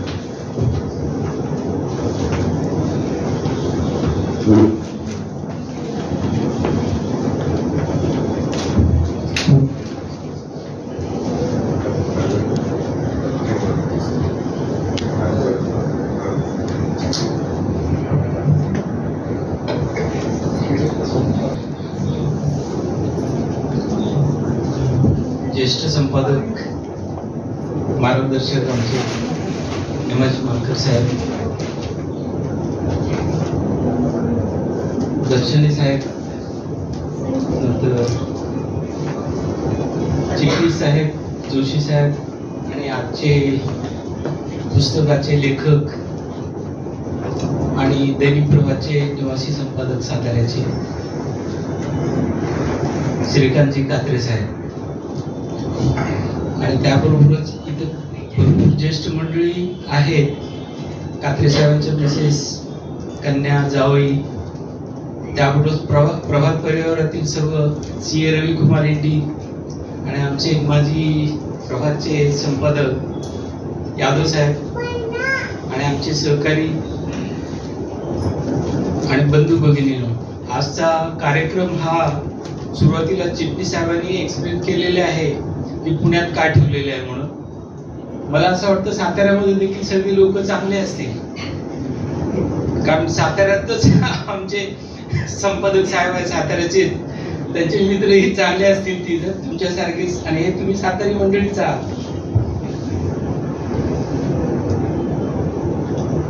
कात्रे साहेब प्रभातमध्ये 2018 साली जॉईन झाले. बरं झालं सकाळवाल्यांनी सोडलं म्हणून प्रभातला जॉईन होता आलं त्यांना. एकदम मृदुभाषिक, आजच्या पत्रकारितेमध्ये न शोभणारी व्यक्ती म्हणजे आमचे कात्रे साहेब आहेत. सर्व बातमीदारांना असं वाटतं की आपली बातमी यायलाच पाहिजे आणि त्यांचे वेगवेगळे उद्दिष्ट असतात, पण कात्रे साहेब आपल्या वाचकांना काय पाहिजे एवढंच बघून सगळ्या बातम्यांवर खुली मारायचं काम करतात. कारण प्रभातचे 5 एडिशन आहेत, त्यापैकी फक्त साताऱ्याचं एडिशन असेल की त्याच्यामध्ये जास्त कुणी लक्ष घालत नाही, आणि त्याचा आनंद कात्रे साहेबांनी 5 वर्षात आनंद उपभोगला असेल मला असं खात्री वाटतं. आमचे प्रभातचे व्यवस्थापकीय संचालक आनंद गांधी, मला असं वाटतं की 2-3दा बोलले असतील ते आजपर्यंत 5 वर्षामध्ये. त्यांना म्हणजे त्यांचा विश्वास एवढा आहे की कात्रे साहेब म्हणजे एकदम सज्जन माणूस आणि मृदू स्वभावाचं आणि सर्वांना सामावून घेणारी व्यक्ती. ज्यावेळेस हे पुस्तक प्रकाशन करायचं आणि पुण्यामध्ये कार्यक्रम घेणार आहेत असं सांगितलं त्यांनी, आणि ते विचारले की तुम्ही येणार का. चिटणीस साहेब देखील विचारले, म्हणलं आमच्या कात्रे साहेबांचं पुस्तक असेल तर आम्ही का नाही येणार, आम्ही तर येणारच कुठल्याही परिस्थितीत. आणि कात्रे साहेबांच्या बद्दल बोलायचं तर 5 वर्षात जे काही आम्हाला अनुभव आलेले आहेत, त्यांनी सुरुवातीला सांगितलं की 2 वेळा तर आम्हीच पाहिलेले, करोना आणि आता लेटेस्ट त्यांना जे काही थोडस हार्ट अटॅकचा जो काही प्रॉब्लेम झाला होता, पण त्याच्यामधून देखील घरी बसून देखील सातत्याने काम करायचं हे त्यांच्या अंगी आहे. आणि त्याबरोबरच हे पुस्तक मला कालच मिळालं, 2-3 मी वाचलंय याच्यामध्ये. पण सगळ्यात महत्वाचं काय आहे की जसं इथं जे काही 55 लोकांचं जे काही चांगले जे काही मुद्दे आहेत ते कात्रे साहेबांनी मांडलेले आहेत, पण त्या लोकांना 55 लोकांना सुरुवातीपासून जे काही संघर्ष करावा लागलेला आहे तेव्हाच त्यांना यश मिळालेलं किंवा नाव दिसतं. कारण दिसताना सुरुवातीला असं वाटतं की आता ह्याच्यामध्ये मी थोडंफार वाचलेलं आहे प्राध्यापक भोसले साहेबांचं, शिवाजीराव भोसले साहेबांचं. मी आधी पुस्तकं त्यांची वाचलेलीच आहेत, पण त्यांचं देखील म्हणणं तेच आहे की जसं हे आता 55 लोकांसाठी त्यांच्या मुलाखती घेणं आणि म्हणजे लेख छापणं आणि तेही दैनिकामध्ये छापणं, म्हणजे त्याच्यामध्ये जागा देखील लिमिटेड असतात आणि त्याच्यामध्येच बसवावं लागणार. तर कात्रे साहेबांनी एक सर्कस केलेली आहे माझ्या दृष्टीने. कारण मोठ्या व्यक्तींचं अपॉइंटमेंट घेऊन त्यांच्याशी बोलून नंतर हे सगळे लेख लिहायचं आणि ठराविक वेळेत, हे मोठं काम त्यांनी केलेलं आहे. जसं इथल्या 55 लोकांनी जे काही कष्ट केले सुरुवातीला, तसंच माझ्या माहितीप्रमाणे 2001 साली हे लेख लिहिण्यासाठी कात्रे साहेबांनी भरपूर कष्ट उपसले असतील, मला खात्री आहे तसं. निश्चितच, कारण आपण कुणाचं तरी आज बघतो अपॉइंटमेंट घ्यायचं म्हणल्यानंतर लवकर मिळत नाही आणि ते वेळेत भेटतीलच असं नाही, कारण 2-4 तास असेच जातात, मग नंतर वेळ मिळाला तर मिळतं तसं. आणि सगळ्यात महत्वाचं मला असं वाटतं याच्यामध्ये भोसले साहेबांनी ज्या पद्धतीने सुरुवातीला लिहिलेलं आहे सगळ्या एक त्यांचं मला असं वाटतं की प्रेरणा म्हणून पुस्तक म्हणजे सकाळमधल्याच लेखावर लिहिलेलं आहे. ज्याप्रमाणे मी एक पुस्तक त्याच्यामध्ये 48 व्यक्तींचं त्यांनी लिहिलेलं आहे, इंदिरा गांधी वगैरे असे वेगवेगळ्या याच्यामधले. तसंच इथं वेगवेगळ्या क्षेत्रातल्या व्यक्तींचं लेखन कात्रे साहेबांनी केलेलं आहे. क्रीडा क्षेत्र असो, कला क्षेत्र असो किंवा शैक्षणिक क्षेत्र असो किंवा इतर क्षेत्रातील देखील वेगवेगळ्या व्यक्तींचं हे जे काही समाजाला जे काही अत्यावश्यक ज्या गोष्टी आहेत, कारण आपण बघतो आता दर्शनी साहेबांनी किंवा चिटणीस साहेबांनी सांगितलं जे नको ते त्या व्यक्तीलाच महत्व मिळतं. आता पेपरमध्ये देखील जे आपल्याला वाचायचं नसतं त्याच बातम्या येत असतात, पहिल्या पानापासून शेवटच्या पानापर्यंत. काही संपादकीय किंवा काही लेख जे आहेत ते चांगले येतात, पण जर करीता आपण सर्वसामान्य माणसासाठी कुठलं काय असेल असं कुठलंच मला वाटत नाही, कुठलं दैनिक असू दे, कारण घटनाच अशा घडतात की ते दिल्याशिवाय चालतच नाही पेपर. पण त्याचा काही संबंध कशाचाही नसतो आपल्या सर्वसामान्य माणसाशी. पण हे सगळं चांगलं होण्यासाठी किंवा समाजाला प्रेरणा मिळण्यासाठी अत्यावश्यक ज्या गोष्टी आहेत, कारण जे चांगल्या गोष्टी घडलेल्या आहेत कुठंतरी ते समाजासमोर ठेवण्यासाठी चांगल्या व्यक्तीचं चरित्र हे मांडणं अत्यावश्यक आहे. जसं प्राध्यापक शिवाजीराव भोसलेंनी काम केलं तसंच माझ्या दृष्टीने आज श्रीकांत कात्रे साहेबांनी देखील तेवढंच छान काम केलेलं आहे. आता बोलताना नरेंद्र दाभोळकरांचं नाव घेतलं साहेबांनी, कारण आम्हाला नरेंद्र दाभोळकर म्हणजे पुण्याचेच वाटत होते, डॉक्टर साहेब पुण्याचेच वाटत होते. पण ज्यावेळेस इथं पाहिलं मी बघताना दोनच लोकांचं मी वाचलं त्याच्यामध्ये, तर नरेंद्र दाभोळकरांचं आम्हाला वाटत होतं की बाबा ठीक पुण्याचेच आहेत, इथंच फक्त ते काम करतात, अंधश्रद्धा निर्मूलन एवढंच काम त्यांचं आहे एवढंच माहिती होतं. पण ते एक निष्णात कबड्डीपटू होते हे पुस्तक म्हणजे हे पुस्तक वाचल्यानंतर लक्षात आलं माझ्या. आणि तेही शिवाजी विद्यापीठाचे ते कर्णधार होते कबड्डी टीमचे. ते आता ह्या पुस्तक वाचल्यानंतर लक्षात येतं. म्हणजे आणि सगळ्यात महत्वाचं की कात्रे साहेबांनी त्याच्यामध्ये वर्णन असं केलेलं आहे की ते कबड्डी खेळत होते म्हणून म्हणजे कसं पकड आलेल्या खेळाडून पकड कसं करायचं आणि गेल्यानंतर तिकडे 2-4 खेळाडूंना कसं बाद करून यायचं हे त्यांना माहित होतं. म्हणून समाजामध्ये एवढं अंधश्रद्धा निर्मूलनाचं काम एकदम यशस्वीपणे पार पाडलं त्यांनी. हे छान पद्धतीने मांडलेलं आहे मला असं वाटतं त्या ह्याच्यामध्ये. आणि त्याबरोबरच एक सयाजी शिंदेचं एक लिहिलेलं त्यांनी, तेच मी आता सांगितलं 55 लोकांचं जे काही त्यांचं चरित्र आहे, सुरुवातीला जे खडतर जीवन आहे, खडतर जीवनामधूनच त्यांनी जे काही विश्व उभारलं. आणि आपल्याला वाटत असते की बाबा ही व्यक्ती, आता आपण प्राध्यापक शिवाजीराव भोसलेंचंच बघतो आपण, सुरुवातीला त्यांनी जे काही कष्ट घेतले ते आपल्याला कुणाला माहित नसतं, फक्त ते चांगले व्याख्यान देणारे व्यक्ती प्राध्यापक किंवा प्रिन्सिपल म्हणूनच आपण ओळखतो त्यांना. पण त्यांची जे काही हिस्ट्री आहे ते त्यांनी माझ्या माहितीप्रमाणे दिलं, कारण आम्ही पुस्तकं त्यांची वाचली पण त्यांच्याबद्दलची माहिती जास्त नव्हती आम्हाला. ते कात्रे साहेबांनी मला असं वाटतं की ओळख करून दिली. आणि ह्या याच्यामध्ये एक सगळ्यात महत्वाचं म्हणजे त्यांनी कर्मवीर भाऊ साहेबांचं जे काही लेखन, त्यांच्याबद्दल लिखाण जे केलेलं आहे त्याला थोडंसं मी प्रभातशी जोडण्याचा प्रयत्न करतो. मी काही संपादकीय विभागातला माणूस नाही, अकाउंटचा माणूस आहे,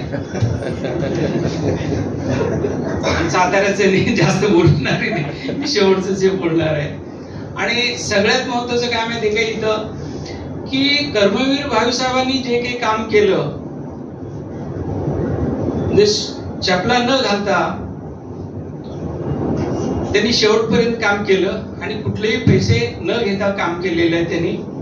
त्यावेळेस त्यांनी ज्यावेळेस मुंबईला गेले होते त्यावेळेस आमचे प्रभातचे संस्थापक वारा कोटेरींना भेटले आणि थोडेसे हे सदन घरातले असल्यामुळे त्यांनी सांगितले की तू इथं जाऊन कुठेतरी खेडेगावात जाऊन दलितांसाठी हॉस्टेल काढायला पाहिजे. तर त्यावेळेस त्यांचं जे काही सांगणं होतं ते मान्य करून त्यांनी माढा येतं हॉस्टेल काढलं दलितांसाठी. हे फक्त आणि मदत जे काही घ्यायचं ते घेतले, पण त्यावेळेसची जी काही लोक होती म्हणजे याच्यामध्ये देखील उल्लेख केलेले आहे, कुठलं जाती धर्म वगैरे कुठलाही विषय नसताना फक्त शिक्षणासाठी कार्य केलेले असे कर्मवीर भाऊसाहेब पाटील हे आज आपण फक्त नाव ऐकतो, पण त्यांनी सुरुवातीपासून शेवटपर्यंत काय काम केलं, पैसे नसताना कसे, ह्या पुस्तकात त्यांनी लिहिलं असेल सगळे काम, कारण मी वाचलेलं नाही, पण निश्चितच अभिमान वाटतो. हे जे काही वेगळे प्रतिभावान व्यक्तींचं समाजापुढे जे काम ठेवायचं होतं ते काम त्यांनी 24 वर्षापूर्वी केलं. पण आजचा दिवस भाग्याचा म्हणतो की चिटणीस साहेबांनी एवढं मनावर घेऊन हे पुस्तक प्रसिद्ध केलं, तर मला असं वाटतं की हे फार चांगलं उपक्रम आमच्या कात्रे साहेबांनी केलेलं आहे. प्रभातमध्ये देखील वेगवेगळे माणदेशी महिलांबद्दल, कर्तृत्ववान महिलांबद्दल त्यांनी लेख लिहिलेले आहेत. मला असं वाटतं की ते पुस्तक येईल पुढच्या वर्षी. फार सुंदर असं, म्हणजे कसं माहिती की इथं वेगवेगळे क्षेत्रातले मंडळी आहेत, पण ते महिलांबद्दल जे काही छोटे छोटे म्हणजे उद्योग चालू करून जे कुठल्या यशाशिखरावर पोहोचलेले आहेत त्यांच्याबद्दलचे लेख आहेत. मला अपेक्षित आहे की असंच वेगवेगळे लेख त्यांनी असं लिहून पुस्तक किंवा वेगळे पुस्तक लिहून चांगल्यातले चांगले जे काही सदर आहेत अजून काही शोधून काढायला पाहिजे त्यांनी लिहिलेले, आणि ते पुस्तक रूपात आम्हाला वाचायला द्यावेत. आणि त्याबरोबरच आजच्या 61व्या त्यांच्या वाढदिवसानिमित्त आम्ही खूप प्रभात परिवारातर्फे खूप खूप शुभेच्छा देतो. आणि CA रविकुमार इंडिये आणि प्रवासच्या टीमला त्यांना विनंती करतो की त्यांनी एक पुष्पगुच्छ देऊन त्यांचं शुभेच्छा द्यावं.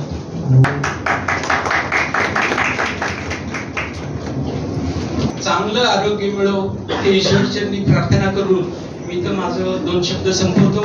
आणि यमाजी मालकर सरांचं सगळे ऐकण्यासाठी उत्सुक आहात, तर मी जास्त उत्सुक आहे. धन्यवाद. जय हिंद, जय महाराष्ट्र. एक वेगळा योग आहे आजचा. त्यांनी अपेक्षा व्यक्त केली पुढच्या पुस्तकाची, त्याआधी सारंगजींनी त्याच पद्धतीची अपेक्षा व्यक्त केलेली आहे कात्रे यांच्याकडून. आणि सर्वात महत्वाचं म्हणजे प्रकाशक प्रत्यक्ष सुभाष जोशींनी सांगितलं, नाही तर आपल्या मनामध्ये प्रकाशकांची प्रतिमा असतेच, पुस्तकं जातात कुठे, वाचक कुठे उरले, पण एक आघाडीचा प्रकाशक जाहीर कार्यक्रमात हे सांगतो की तुमचं दुसरं पुस्तक येऊ द्या लवकर, आपण काढू. हे फार मोठी गोष्ट आहे. सुनांकडनं अर्थात अपेक्षित आहे. व्यंकटेश माडगुळकरांपासून, भारा भागवतांपासून आणि टायटल त्यांची जी आहे शेकडो हजारो, सुनील गावस्कर अलीकडच्या काळामध्ये पंतप्रधानांवरचे पुस्तक करण्याचा मान उत्कर्ष प्रकाशनालाच मिळाला. मी आता विनंती करतो ज्येष्ठ संपादक हेमाजी मालकर यांना. दीपलक्ष्मी नागरी संस्था आणि लोकमंगल ग्रुप संस्थेतर्फे आयोजित या कार्यक्रमामध्ये माझे मित्र श्रीकांत कात्रे यांच्या पुस्तकाच्या प्रकाशनासाठी जमलेलो आहोत. मी सर्वप्रथम माझा आवाज वाढतो, माझा आवाज येतोय, आवाज सगळ्यांना. मी सर्वप्रथम शिरीष चिटणीस सरांना धन्यवाद देतो की त्यांनी 23-24 वर्षापूर्वी केलेलं हे श्रीकांत कात्रेंचं लेखन पुस्तक रूपाने यावं यासाठी प्रयत्न केले. आणि वृत्तस्थ प्रकाशक सुभाष जोशी यांनी त्याला प्रतिसाद दिला, त्यामुळे हे पुस्तक आपल्या सगळ्यांसमोर आलेलं आहे. श्रीकांत कात्रे सरांच्या बंगल्याचं नाव बहुतेक अक्षर आहे, त्यामुळे त्यांची अधिक पुढेही आणखी पुस्तकं येतील अशी निश्चितपणे खात्री वाटते. स्वामी सरांनी या ठिकाणी प्रभातचा आणि सकाळच्या या संदर्भामध्ये जो उल्लेख केला, मला असं वाटलं की प्रभातमध्ये ते आता लिहित आहेत, त्यामुळे पुस्तक येण्याची जी शक्यता आहे ती निश्चितपणे वाढलेली आहे. सारंग दर्शने असं म्हणाले की आता यमाजी मालकर तात्विक चिंतन करणार आहे, आणि त्यांनी ते अतिशय चांगलं केलं, त्यामुळे त्यांनाही धन्यवाद देतो. सुदैवाने हे पुस्तक मला अशा वेळी मिळालं, मी या कार्यक्रमाला निघालो आणि बेल वाजल्यानंतर ते माझ्या हातात पडलं. पण सुदैवाने चिटणीस सरांनी PDF कॉपी मला 8 दिवसापूर्वी पाठवली. आता सोय झालेली आहे, पूर्वी नव्हती ती सोय. त्यामुळे हे पुस्तक मी शब्द न शब्द गेल्या 8 दिवसात पूर्णपणे वाचलेलं आहे. पुस्तक प्रकाशनाला आलं की पुस्तक वाचलं न वाचलं असं म्हणण्याची पद्धत आहे, ते आधी सांगून टाकतो. हे पुस्तक मी शब्द न शब्द वाचलेलं आहे. त्यामुळे त्या पुस्तकाविषयीची जी श्रीकांत कात्रेंनी 21-23 वर्षापूर्वी ज्या सातारा जिल्ह्यातल्या थोर व्यक्तींविषयीचं जे वर्णन या ठिकाणी केलेलं आहे ते वाचल्यानंतर मला काय वाटलं तेवढं मी फक्त या ठिकाणी मांडणार आहे. त्यामुळे सरांनी जे तात्विक चिंतन केलेलं आहे त्याच्याशी मी सहमत आहे. खरं म्हणजे दत्तप्रसाद दाभोळकरांनी जी प्रस्तावना लिहिलेली आहे आणि ते असं म्हणाले की प्रत्येकाने हे पुस्तक वाचावं, विकत घ्यावं, आणि मी थोडं आग्रहपूर्वक सांगतो आहे याची मला जाणीव आहे असं ते म्हणाले. पण सातारा जिल्ह्यामध्ये इतके कृतिशील माणसं होती, इतकी मोठी माणसं होती आहेत, हे पुस्तक वाचल्यानंतर आपल्याला कळतं. कारण एकत्र 55 माणसं या प्रकारची या जिल्ह्यामध्ये होती किंवा आहे हे ते पुस्तक वाचल्यानंतरच कळतं. आणि त्यांनी त्या प्रस्तावनेला असं मकळा दिलाय की प्रकाश रेषांमधून उमललेले इंद्रधनुष्य, इतके सुंदर वर्णन त्यांनी त्या ठिकाणी केलेलं आहे. आणि ते असं म्हणाले की आपल्या आजूबाजूला ज्यावेळी मोठी माणसं असतात त्यावेळी त्यांचा सहवास आपल्याला नेहमी मिळतो, त्यामुळे त्यांच्याविषयी अतिपरिचयात अवज्ञा असे एक आपल्या मनामध्ये भावना असते.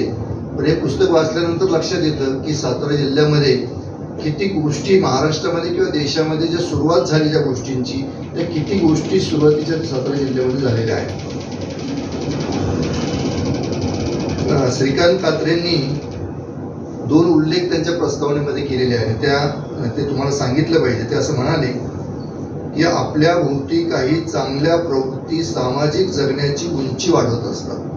मला त्यातलं सामाजिक जगण्याची उंची वाढवत असतात हे वाक्य महत्वाचं वाटतं. सातारामध्ये ज्या प्रकारचं काम त्यावेळी होत होतं त्यावेळी सातारा शहराची किंवा जिल्ह्याची जी सामाजिक जगण्याची उंची होती ती उन्नत होती, चांगली होती, समृद्ध होती, हे ते पुस्तक वाचल्यानंतर कळतं. आणि आश्चर्य वाटतं की या प्रकारचा सांस्कृतिक ठेवा, या प्रकारचं क्रीडा विश्वातलं इतकं प्रचंड उंचीची माणसं, सामाजिक सेवा करणारी माणसं या छोट्याशा शहरामध्ये त्यावेळी होती, त्याचं फार आश्चर्य वाटतं. आणि शेवटी श्रीकांत कात्रेंनी असं म्हटलेलं आहे की अंधाराने झाकाळून टाकणाऱ्या समाज जीवनातील विविध दिशा अशा प्रकाश रेषांनी उजळून जाव्यात अशी सदिच्छा व्यक्त केलेली आहे. मला असं वाटतं की ते ज्या हळूवार मनाचे आहेत त्या याला धरून ते आहे की त्यांना मनापासून ते वाटतं आहे, म्हणून ते शब्दबद्ध इतक्या चांगल्या पद्धतीने या व्यक्तींविषयीचं वर्णन ते करू शकले. नाहीतर हे शक्य नाही. पत्रकारितेमध्ये ज्या प्रकारचा एक त्याला काय म्हणता येईल, एक अतिशय अलीकडच्या काळामध्ये जो एक आक्रमकता आलेली आहे, स्पर्धेमध्ये आलेली आहे, ती आक्रमकता उगाच आलेली नाही, त्या एकमेकांच्या स्पर्धेमध्ये ती आक्रमकता आलेली आहे. त्या स्पर्धेमध्ये हे लेखन बसत नाही. एक तर ते 24 वर्षापूर्वीचं आहे आणि हे हळूवार मन असल्याशिवाय या प्रकारचं वर्णन केलं जाऊ शकत नाही. मला असं वाटतं की त्या निमित्ताने सातारा जिल्ह्याचा इतिहास, सातारा जिल्ह्याची सांस्कृतिक समृद्धी, सातारा जिल्ह्यामध्ये असणारी मोठी माणसं याचा एक इतिहासच या पुस्तकामध्ये आलेला आहे. आणि तो जरी 24 वर्षापूर्वीचा असला तरी या निमित्ताने मी श्रीकांत कात्रेंना शेवटी पुस्तकाची एक नवीन कल्पनाही देणार आहे या पुस्तकाच्या माध्यमातून. याचं कारण आता 24 वर्षानंतर जी परिस्थिती सातारा जिल्ह्यामध्ये किंवा आपल्या समाजामध्ये आहे त्याच्याविषयीचं एक अतिशय म्हणजे त्यातनं काय लिहिलं जाऊ शकतं हे शेवटी मी मुद्दाम आपल्याला सांगणार आहे. त्यांनी काही भाग केलेले आहेत पुस्तकामध्ये की शिक्षण क्षेत्रातले लोक, कला क्षेत्रातले लोक, क्रीडा क्षेत्रातले लोक, सामाजिक सेवा करणारे लोक आणि इतर क्षेत्रातले लोक असे त्यांनी त्याची विभागणी केलेली आहे. तीही मला अतिशय आवडली. त्याच्यामध्ये काही उदाहरणं फक्त मी सांगणार की याच्यामध्ये जी उदाहरणं त्यांनी दिलेली आहेत, या माणसांनी नेमकं काय काम केलं याची काही जी अतिशय ठळकपणे या ठिकाणी नमूद करावी एवढीच उदाहरणं मी या ठिकाणी मुद्दाम देणार आहे. ज्याच्यामध्ये कर्मवीरांसोबत प्रवास करणारे बॅरिस्टर PG पाटील आहेत, ज्यांना कर्मवीरांसोबत कौलापूर ते सातारा असा प्रवास ज्यांनी केला त्यांचं जीवन आयुष्य हे इथे त्यांनी व्यक्त केलेलं आहे. प्राचार्य शिवाजीराव भोसले यांच्याविषयी आता स्वामी सरी बोलले, पण फलटणच्या मोदोजी महाविद्यालयामध्ये 31 वर्ष प्राचार्य राहिल्यानंतर त्यांनी जी महाराष्ट्रामध्ये प्रचंड व्याख्यानं दिली. आपण सातारा आणि पुण्याची तुलना करतो, पण पुण्याच्या वसंत व्याख्यानमालेमध्ये 28 वेळा व्याख्यान शिवाजीराव भोसलेंनी दिले आहे.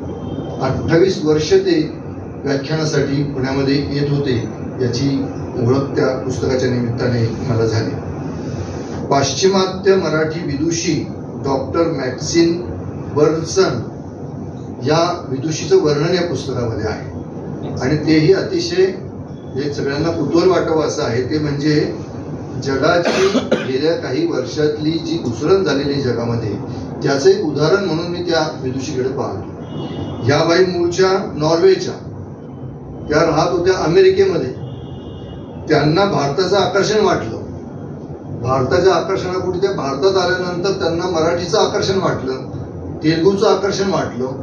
त्या मराठी भाषा शिकून घेतल्या त्यांनी आणि फलटण हे त्यांनी कार्यक्षेत्र केलं. ही जी घुसळण आहे गेल्या 25-30 वर्षाची जगामध्ये झालेली, त्याचं एक उदाहरण म्हणून या विदुषीकडे आपण पाहिलं पाहिजे. त्याचंही अतिशय सुंदर असं चित्रण या पुस्तकामध्ये आहे. समाज प्रबोधनाचा शिलेदार म्हणून प्राध्यापक संभाजीराव पाटणेंचं वर्णन त्याच्यामध्ये आहे.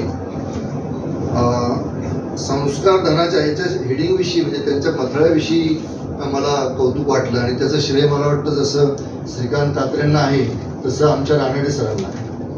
तर याचं जे संपादन आहे ते रानडेंनी केलेलं आहे, अशोक रानडेंनी केलेलं आहे आणि श्रीकांत कात्रेंनी त्याचा उल्लेख प्रस्तावनेमध्ये केलेला आहे की रानडे सरांना इकडचा शब्द तिकडे झालेला चालायचा. शुद्ध लेखनात तर ते होतेच गुरु, पण त्यांनी ते मथळे जे दिलेले आहेत ते बहुतेक रानडेंचे असावेत असं मला वाटतं. ते अतिशय सुंदर आहे. रिमांड होमची जी कल्पना आहे, संस्कार धनाच्या दिशादर्शक हेमलता पाटील असं एक व्यक्तिमत्व त्याच्यामध्ये आहे आणि 1943 साली बडोद्याहून आलेल्या ह्या बाईंनी रिमांड होमची सुरुवात साताऱ्यामध्ये केलेली आहे. 1943 म्हणजे सरकारी रिमांड होम नसताना साताऱ्यामध्ये रिमांड होम सुरू केले जातात. म्हणजे रिमांड होमची संकल्पना ही साताऱ्यामधून आपण म्हणून देशात गेलेली आहे किंवा राज्यात गेलेली आहे. त्यानंतर काही गोष्टी आता वृत्तपत्र लेखनामध्ये त्रुटी खूप असतात, तर त्या त्रुटींकडे आता आज मी त्याचा उल्लेख करणार नाही, पण एक जस्ट जाता जाता असं सांगणार आहे की आपल्याला नेहमी लिहिण्याची किंवा म्हणण्याची एक पद्धत पडली आहे की त्याच्यामध्ये एका ठिकाणी असा उल्लेख आलेला आहे की सामान्य शिक्षक होते. हा जो उल्लेख आहे तो मला वाटतं आपण थांबवायला पाहिजे. सामान्य शिक्षक होते. हे जे ज्या काळाविषयी आपण लिहितो त्या काळामध्ये तो माणूस सामान्य नाहीये, तो शिक्षक हा असामान्य आहे. शिक्षकांनी ज्या प्रकारच्या पिढ्या गेल्या काही वर्षांमध्ये घडवल्या ते लक्षात घेता तो असामान्य आहे, तो सामान्य नाही. आणि आणखी एक उल्लेख आलेला म्हणजे अडाणी शेतकरी, असा एक उल्लेख त्यांच्या वृत्तपत्राच्या घाईमध्ये तो झाला असेल असं मला वाटतं की शेतकरी अडाणी नाहीये, आपण अडाणी आहोत कदाचित. की शेतीविषयी पाहताना आपलं जे अडाणीपण आहे ते कदाचित आपण त्या शेतकऱ्याला लावतो आणि मग अडाणी शेतकरी म्हणतो. प्रयोग परंपरेचा पायी डॉक्टर राजेंद्र कुंभार यांच्या त्या लेखामध्ये ते आहे. नरेंद्र दाभोळकरांविषयीचं कबड्डीपटू हे स्वामी सरांनी सांगितलं आणि ती जी तुम्ही सांगितलं ती जी खिळी आहे काय त्याला म्हणजे डाव, तो त्याला हनुमान उडी असं म्हणतात. तर ते हनुमान उडीमध्ये दाभोळकर प्रसिद्ध होते. त्यांचं नाव होतं की त्या हनुमान उडी पाहण्यासाठी लोक यायची की हनुमान उडीचा डाव ते कसा टाकतात. एक फार इंटरेस्टिंग उल्लेख त्या पुस्तकामध्ये मला वाचायला मिळाला. लक्ष्मण मानेंविषयीचा एक लेख आहे आणि ज्याच्यामध्ये लक्ष्मण मानेंनी उपराच्या निमित्ताने आपल्याला सगळ्या गोष्टी माहीत आहे, पण दारूभट्टी चालवणारा एक माणूस, कैकाडी जातीमध्ये जन्मलेला एक माणूस हा उपराच्या निमित्ताने किंवा त्यांच्या आयुष्यात ज्या ज्या गोष्टी नंतर घडत गेल्या त्या निमित्ताने ज्या उंचीला पोहोचला, जसं जगातल्या एका घुसळणीविषयी मी बोललो तसं आपल्या समाजातली जी घुसळण झाली गेल्या काही वर्षामध्ये त्याचं एक उदाहरण आहे की दारूभट्टी चालवणाऱ्या माणसाने जी उंची आपल्या समाजामध्ये गाठली तेही आपण या निमित्ताने आपल्याला लक्षात येतं. अरुण गोडबोलेंचा उल्लेख आहे. अरुण गोडबोले आपल्याला त्या चित्रपटाच्या निमित्ताने माहीत आहेत. म्हणजे चित्रपट निर्मितीचं ही किती जटिल गोष्ट आहे हे आपल्या सगळ्यांना माहीत आहे. साताऱ्यासारख्या शहरामध्ये राहून चित्रपटी निर्मिती करणं हे अरुण गोडबोलेंनी ज्या पद्धतीने केलेलं आहे ते वाचल्यावर आपल्याला आश्चर्य वाटतं की हा माणूस साताऱ्यामध्ये राहून हे सगळं करू शकला. रहिमतपूरचे डॉक्टर अण्णा देशपांडेंविषयीचा एक लेख आहे आणि त्याच्यामध्ये असं म्हटलंय की त्या अण्णांवर बोरकरांची कविता आहे. म्हणजे बोरकरांना हा मित्र इतका प्रिय होता की बाबा बोरकरांनी त्या मित्रावर एक कविता केलेली आहे. हे अतिशय वेगळेपण मला त्या ठिकाणी वाचायला मिळालं. अजित कुबेर सारखे त्यावेळी 103 वेळा रक्तदान करणारा माणूस साताऱ्यामध्ये आहे. मला असं वाटतं की जागरूकता किती त्या शहरामध्ये असणार आणि त्यांनी रक्तदान इतकी शिबिरे घेतली साताऱ्यामध्ये आणि तुटवडा असताना रक्तदानाविषयीचा प्रचंड गैरसमज समाजामध्ये असताना हे साताऱ्यामध्ये होत होतं. किती वर्षापूर्वी माहीत नाही, म्हणजे 24 वर्ष आता तुम्ही लिहून 24 वर्ष आली, म्हणजे त्याच्या आधी किती वर्ष त्यांनी हे काम केलेलं आहे. जगूदादा गोरड हे जे अंधश्रद्धा निर्मूलनाचं नंतर काम केलं, पण हा माणूस स्वतः देवऋषी होता. म्हणजे आधी तो अंधश्रद्धा पसरवणारा माणूस होता, पण त्यांच्यावर जे संस्कार झाले त्याच्यानंतर तो अंधश्रद्धा निर्मूलनाचं काम करायला लागला होता. हा जो प्रवास त्यांनी वर्णलेला आहे तोही वाचण्यासारखा आहे. या ठिकाणी उल्लेख झाला रवी केसकरांचा की जीवनाचे आनंदी गाणे, आणि त्यांनी अतिशय समाधान आणि आनंद व्यक्त केलेला आहे की लता मंगेशकरांनी त्यांचं गाणं गायलं, जे ते घरात असले तारे असता पाहू कशाला नवाकडे, या प्रकारचं प्रसिद्ध गीत ते लता मंगेशकरांनी गायलं त्यावेळी. आणि मग केसकरांनी चित्रपटाची आणि इतर अनेक गाणी लिहिली. सयाजी शिंदेविषयी, सयाजी शिंदे आता वृक्षारोपणाचं फार उत्तम काम सध्या सातारा जिल्ह्यामध्ये करतात. तो अलीकडच्या काळातलं ते आहे. पण साधा चौकीदार असलेला माणूस आपल्या प्रतिभेच्या जोरावर सातारा ते मुंबई असा सतत प्रवास करत नाटकाच्या प्रेमापोटी या प्रकारच्या उंचीवर पोहोचतो. तर त्याचा जो भूतकाळ आहे तो भूतकाळ या पुस्तकामध्ये आपल्याला वाचायला मिळतो. हे चौकीदार होते एका ठिकाणी, ते मला वाटतं कोयनेच्या प्रकल्पावर चौकीदार होते, आणि त्यांनी त्यांच्यामध्ये जी नाटकाची प्रचंड आवड होती त्यापोटी त्यांनी जी उंची आत्ता गाठलेली आहे ती आपल्या सगळ्यांच्या समोर आहे. शाहीर साबळेंचा उल्लेख या ठिकाणी आहे. मला कुतूहल निर्माण झालं की पसरणीला तपस्याश्रमाची स्थापना शेवटी झाली की नाही झाली? नाही झाली. शाहीर साबळेंनी खूप प्रयत्न केले की जे कलाकार आहेत त्यांना उत्तर आयुष्यामध्ये काही एक आधार मिळावा, आणि त्याच्यासाठी तपस्याश्रमाची स्थापना करण्याचा प्रयत्न त्यांनी पसरणीला केला, पण तो काही नंतर यशस्वी होऊ शकला नाही. सविता प्रभुणेंविषयी आहे. सविता प्रभुणे आपण सगळे जाणतो. यमुनाबाई वाईकरांविषयी चिटणीस सर बोललेले आहेत. पण कोल्हाटी समाजात जन्मलेल्या आणि रस्त्यावर डोंबराच्या खेळात लहानपणी नाच करणाऱ्या यमुनाबाईंना संगीत नाटक अकादमीचा पुरस्कार मिळाला. हा जो प्रवास आहे तो आपल्या समाजाच्या दृष्टीने अतिशय महत्वाचा मानला पाहिजे की आपल्या समाजामध्ये लोकशाहीच्या माध्यमातून किंवा जी घुसळण आपल्या समाजामध्ये गेली काही 30-40 वर्ष सुरू आहे त्याच्या माध्यमातून सर्वसामान्य कुटुंबातली अगदी खालच्या जातीतली खालच्या थरातली ज्यांच्यामध्ये एक गुण होते त्या आधारावर त्यातली काहीच माणसं पुढे गेली असतील. कदाचित सगळी माणसं गेलेली नाही, सगळ्यांना संधी त्यांच्यापर्यंत पोहोचली नाही. पण या प्रकारचा प्रवास हा यमुनाबाई वाईकरांच्या निमित्ताने आपल्याला पाहायला मिळतो. साताऱ्यात वसंत व्याख्यानमाला सुरू कराने वीर चाफेकर असतील. आता ती व्याख्यानमाला चालू आहे. इतकी वर्ष ती चालू आहे. आणि चाफेकरांच्या मनामध्ये अतिशय तीव्र इच्छा होती की पुण्यात वसंत व्याख्यानमाला चालू शकते तर साताऱ्याला का नाही, आणि त्यांनी ती अतिशय प्रयत्नपूर्वक चालवली. मला तो अलीकडच्या काळामध्ये चिटणीस सरही व्याख्यानमाला, पुस्तक प्रदर्शन, साहित्य संमेलनाची जी कथा तुम्ही त्या सांगितली, त्या माध्यमातून साताऱ्यामध्ये सांस्कृतिक चळवळ आजही अतिशय उत्तम पद्धतीने चालू आहे असं मला वाटतं. त्यातल्या त्यात साताऱ्यामध्ये अनेक गोष्टी सुरू आहेत, बाहेर त्या कितपत चालू याच्याविषयी शंका आहे. त्यानंतर प्रमोद कोपर्डेंविषयी की जो संवेदनशील कवी, त्याच्याविषयी काही गोष्टी आहेत. ग्रामीण भागातील करमणुकी, मला तोही रवींद्र डांगेंविषयी जे लिहिलं ते मला खूप आवडलं. याचं कारण आपण म्हणतो फक्त व्यासपीठावर की ग्रामीण भागामध्ये सांस्कृतिक काय म्हणता येईल, सांस्कृतिक थोड्या गोष्टी पोहोचल्या पाहिजे.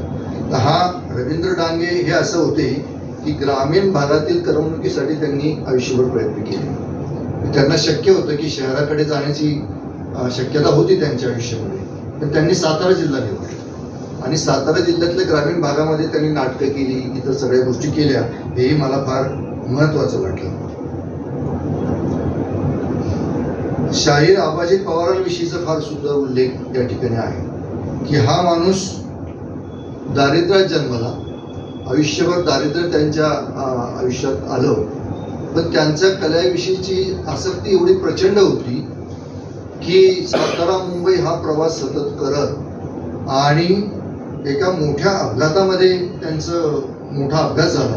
त्या अपघातानंतरही ते आसक्तीपोटी ते बरे झाले आणि त्यातनंही त्यांनी तो त्यांचा शाहिरीचा कार्यक्रम कायम ठेवला.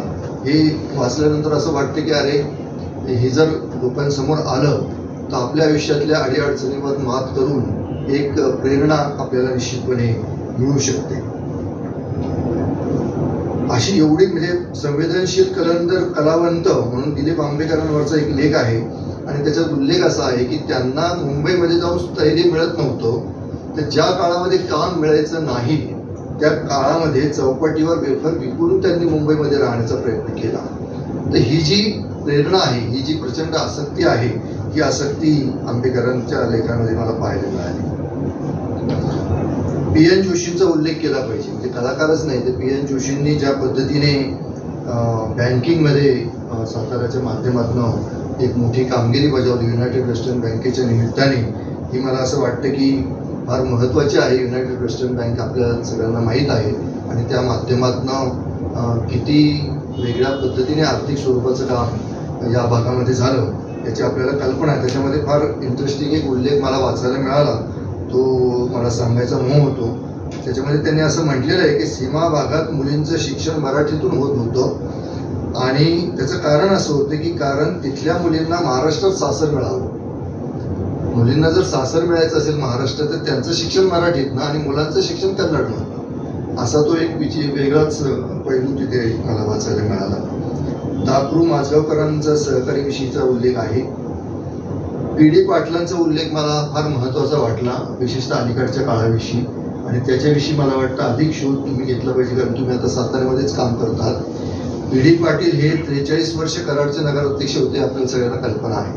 पण त्याही पेक्षा पहिली भुयारी गटार योजना ही कराडमध्ये झालेली आणि त्याचं जे नगर नियोजन आहे ते पी.डी. पाटलांनी कराडचं अतिशय उत्तम केलेलं आहे. त्याची आज अवस्था काय आहे आणि त्यातलं काय आपण पुढे नेऊ शकतो किंवा याचं काही जर करता आलं पुढच्या काळामध्ये तर निश्चितपणे मला असं वाटतं की ते आपल्यासाठी मार्गदर्शक ठरेल. आणि नगर योजना, नगर रचना हा आजच्या काळामध्ये किती महत्त्वाचा विषय पुढच्या काळामध्ये ठरणार आहे याची कल्पना आपण करू शकता. आज ज्या प्रकारचं आपण उन्हाळ्यामध्ये त्रस्त होतो आणि पावसाळ्यामध्ये ज्या पद्धतीची संकटं यावर्षी आपण अनुभवली ते लक्षात घेता नगररचनेकडे किती गांभीर्याने आपण पाहिलं पाहिजे याची प्रचिती यावर्षी आपल्याला आलेली आहे. ते लक्षात घेता हा धागा पकडून पुढे काही आपल्याला करता येईल का याच्यासाठी हे आवश्यक आहे. भिलारे गुरुजींचा उल्लेख झाला की भिलारे गुरुजींसारखा एक राजकीय म्हणजे आमदारच ते होते, त्यांनी ज्या पद्धतीचं काम केलं ते आपल्या सगळ्यांच्या समोर आहे. संत विचारांचे वृत्तस्थ समाजसेवक दत्तात्रय कळंबे यांचा उल्लेख या ठिकाणी आहे आणि त्यांनी लंडनचे मेहता यांच्याकडनं देणगी मिळवून त्यांनी काय केलेलं आहे,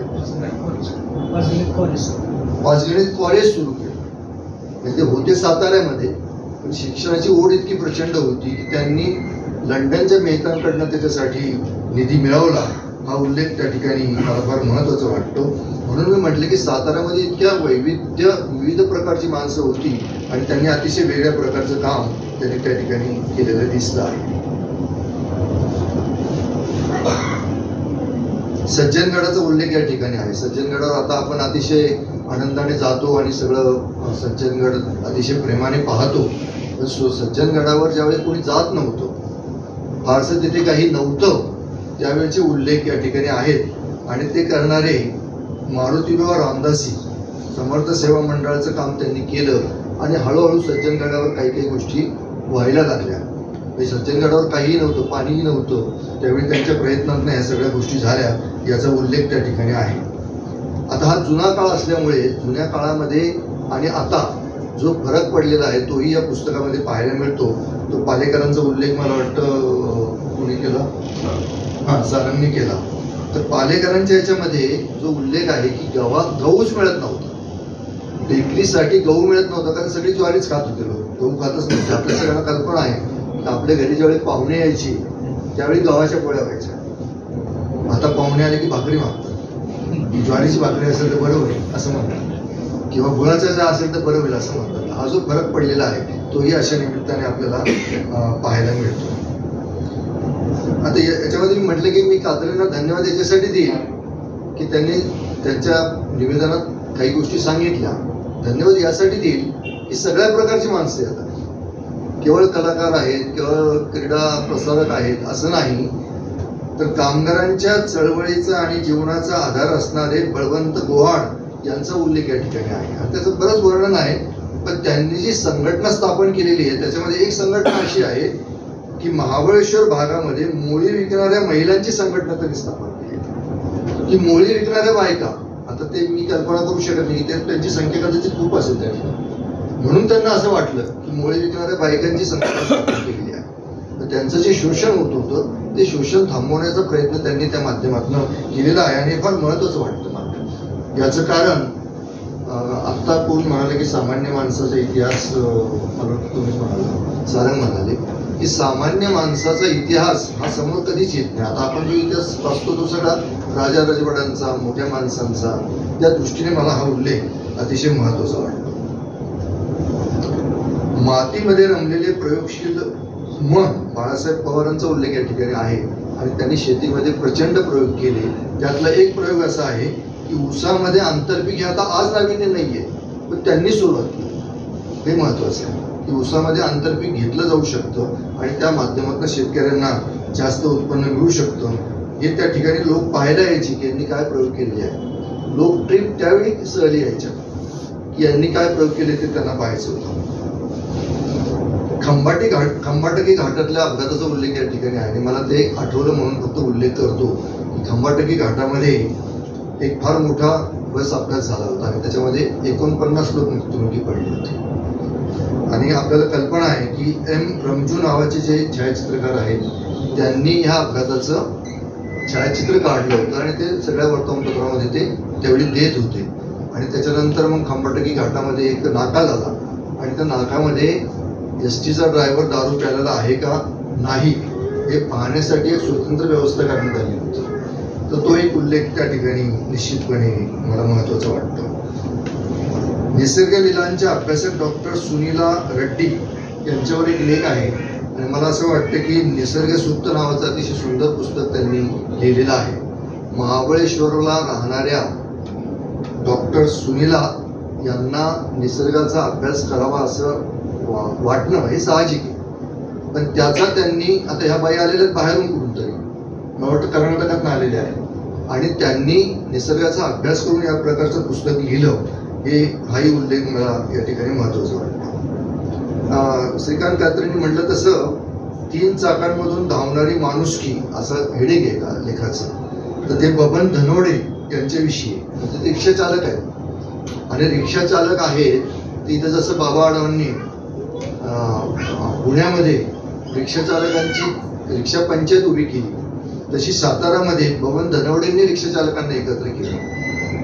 केवळ एकत्रच केलं नाही तर शेवटी त्यांची पतसंस्था स्थापन केली आणि त्या माध्यमातून रिक्षा चालकांना आर्थिक स्थैर्य मिळेल असा एक अतिशय चांगला प्रयत्न सातारा जिल्ह्यामध्ये केला. तर मला असं वाटतं की तोही अतिशय म्हणजे मी म्हटलं तसं अनेक सुरुवातीच्या गोष्टी या सातारा जिल्ह्यामध्ये झालेल्या आहेत, हे या पुस्तकातून आपल्याला पाहायला मिळतं. मोहन मोरेंविषयीचा उल्लेख त्यांनी केला की हे नगरपालिकेतले चालक आहेत, साधे चालक आहेत आणि ते इतके उत्तम ड्रायव्हिंग करतात की त्यांना नगराध्यक्ष बदलो, अधिकारी बदलो, कोणी बदलो, पण मोरेंना कोणी बदलत नाही. मोरेंची बदली होत नाही. मोरेंची बदली का होत नाही? कारण ते अतिशय चांगले चालक आहेत आणि अतिशय उत्तम सुसंस्कार असलेले, सुसंस्कृत काय वाचणारे आहेत, फिरणारे आहेत, म्हणजे सांस्कृतिकदृष्ट्या ते अतिशय समृद्ध आहेत. ते इतके समृद्ध आहेत की नोकरी करताना ते अख्खा देश फिरून आलेले. त्यावेळी नोकरी करताना एका ड्रायव्हरची नोकरी, पण त्यांना असं वाटतं की आपला देश आपण पाहिला पाहिजे म्हणून ते अख्खा देश फिरतात आणि केवळ तिथे ते थांबत नाही, तो जो देश पाहिलेला आहे ते मायभूमी नावाच्या पुस्तकातनं लोकांना सांगतात. तर हे होणं, हे किती वर्षापूर्वीची गोष्ट असेल? आता हे 30 वर्षापूर्वीची गोष्ट असेल. 30 वर्षापूर्वी एक वाहन चालक, नगरपालिकेमध्ये काम करणारा वाहन चालक या पद्धतीचं समृद्ध आयुष्य जगतो, हे माझ्या दृष्टीने फार महत्वाचं वाटतं. आणि मग शेवटच्या ह्याच्यामध्ये मुक्या प्राण्या पक्ष्यांशी बोलका संसार करणाऱ्या सहाराबी सय्यद या महिलेविषयीचा जो उल्लेख आहे तो फार महत्वाचा आहे, कारण त्या अतिशय वेगळं व्यक्तिमत्व आहे. मला आत्ताच कळालं की त्या सफाई कामगार होत्या, तर त्याच्यात एक उल्लेख आहे की त्यांच्याकडे किती प्राणी होते किंवा किती पक्षी होते. त्याचा उल्लेख यांनी असा केलेला आहे की 30-35 शेळ्या, 35 मांजरं, 12 गाई, अनेक कुत्री, बदक, पोपट, माकड एवढं त्यांच्या घरामध्ये एकीकडे होतं. इथपर्यंत ठीक आहे. पण त्यांनी त्या मेनका गांधींना भेटायला गेल्या, कारण मेनका गांधी ह्या प्राणी पक्षी मित्रांसाठी म्हणून प्रसिद्ध आहेत आपल्या देशामध्ये, आणि त्यांच्याकडे अशी मागणी केली की माझ्याकडे 15 एकर जागा माझ्यासाठी तुम्ही द्या, मला यांचं एक प्रचंड मोठं रुग्णालय कराडच्या आजूबाजूला स्थापन करायचं. झालं का? ते झालं नसावं. याचं कारण एवढी मोठी जागा मिळणं, त्यांना तेवढा आर्थिक आधार मिळणं हे तसं अवघड आहे फार. आणि एक सामान्य बाई कदाचित घरच्यांच्या मनाविरुद्ध त्या छोट्याशा घरामध्ये ह्या सगळ्या गोष्टी, आता कराडसारख्या ठिकाणी म्हणल्यावर थोडी अंगणात जागा असेल म्हणून कदाचित हे त्या बाईंना शक्य झालं. पण अशी इच्छा होणं, त्यांनी ते करणं, आजूबाजूच्या लोकांनी त्याला साथ देणं, हे सगळंच अफाट आहे. याच्यावर आत्मविश्वास बसत नाही की असं काही असू शकतं, याच्यावर आत्मविश्वास बसत नाही. पण हे झालेलं आहे. काही 25-30 वर्षापूर्वी हे सगळं झालेलं आहे. आणि मग शेवटी सुधीर माजगावकरांविषयी त्यांनी नंतर जे मालिकेत आलेलं नाही त्याच्याविषयी एक लेख लिहिलेला आहे. मला असं वाटतं की मी जी तुम्हाला कल्पना देणार आहे ती आता सांगतो की याच्यामध्ये ज्या गोष्टी अर्धवट राहिलेल्या आहेत, ज्या गोष्टींचा उल्लेख आहे पण आता त्याची काय स्थिती आहे, म्हणजे सातारा जिल्ह्यामध्येच ज्या गोष्टींचा उगम झाला, ज्या गोष्टी सुरुवातीला झाल्या त्याची आता काय स्थिती आहे, त्यांचे जे वंशज आहेत, वारसदार आहेत, ते आता काय करतायत, त्याचा अनेकांचा उल्लेख आहे. तरुण मंडळी त्यांच्यानंतर जी आलेली आहे त्यांचा उल्लेख आहे. तर त्या प्रकल्पांची, त्या शाळांची, त्या महाविद्यालयांची, त्या क्रीडा, सातारा जिल्ह्यामध्ये ज्या अनेकांनी मोठमोठे क्रीडा पुरस्कार, देश पातळीचे क्रीडा पुरस्कार मिळवण्यामध्ये सातारा जिल्हा आघाडीवर आहे. कारण तिथे त्या प्रकारचे क्रीडा प्रसारकांची संख्या, मला वाटतं त्या विभागामध्ये काहीतरी 6-7 लोक आहेत की ज्यांनी साताऱ्यामध्ये मोठमोठे खेळाडू तयार केले. मला असं वाटतं की या अर्थाने या पुस्तकाकडे, म्हणजे जरी आता 24 वर्ष झालेली आहेत, मला वाटतं यातली किती माणसं आता आहेत याच्याविषयी जर मी सकाळी चिटणीस सरांना असं म्हटलं की यातली निम्मी सुद्धा माणसं आज नाही, नसावीच.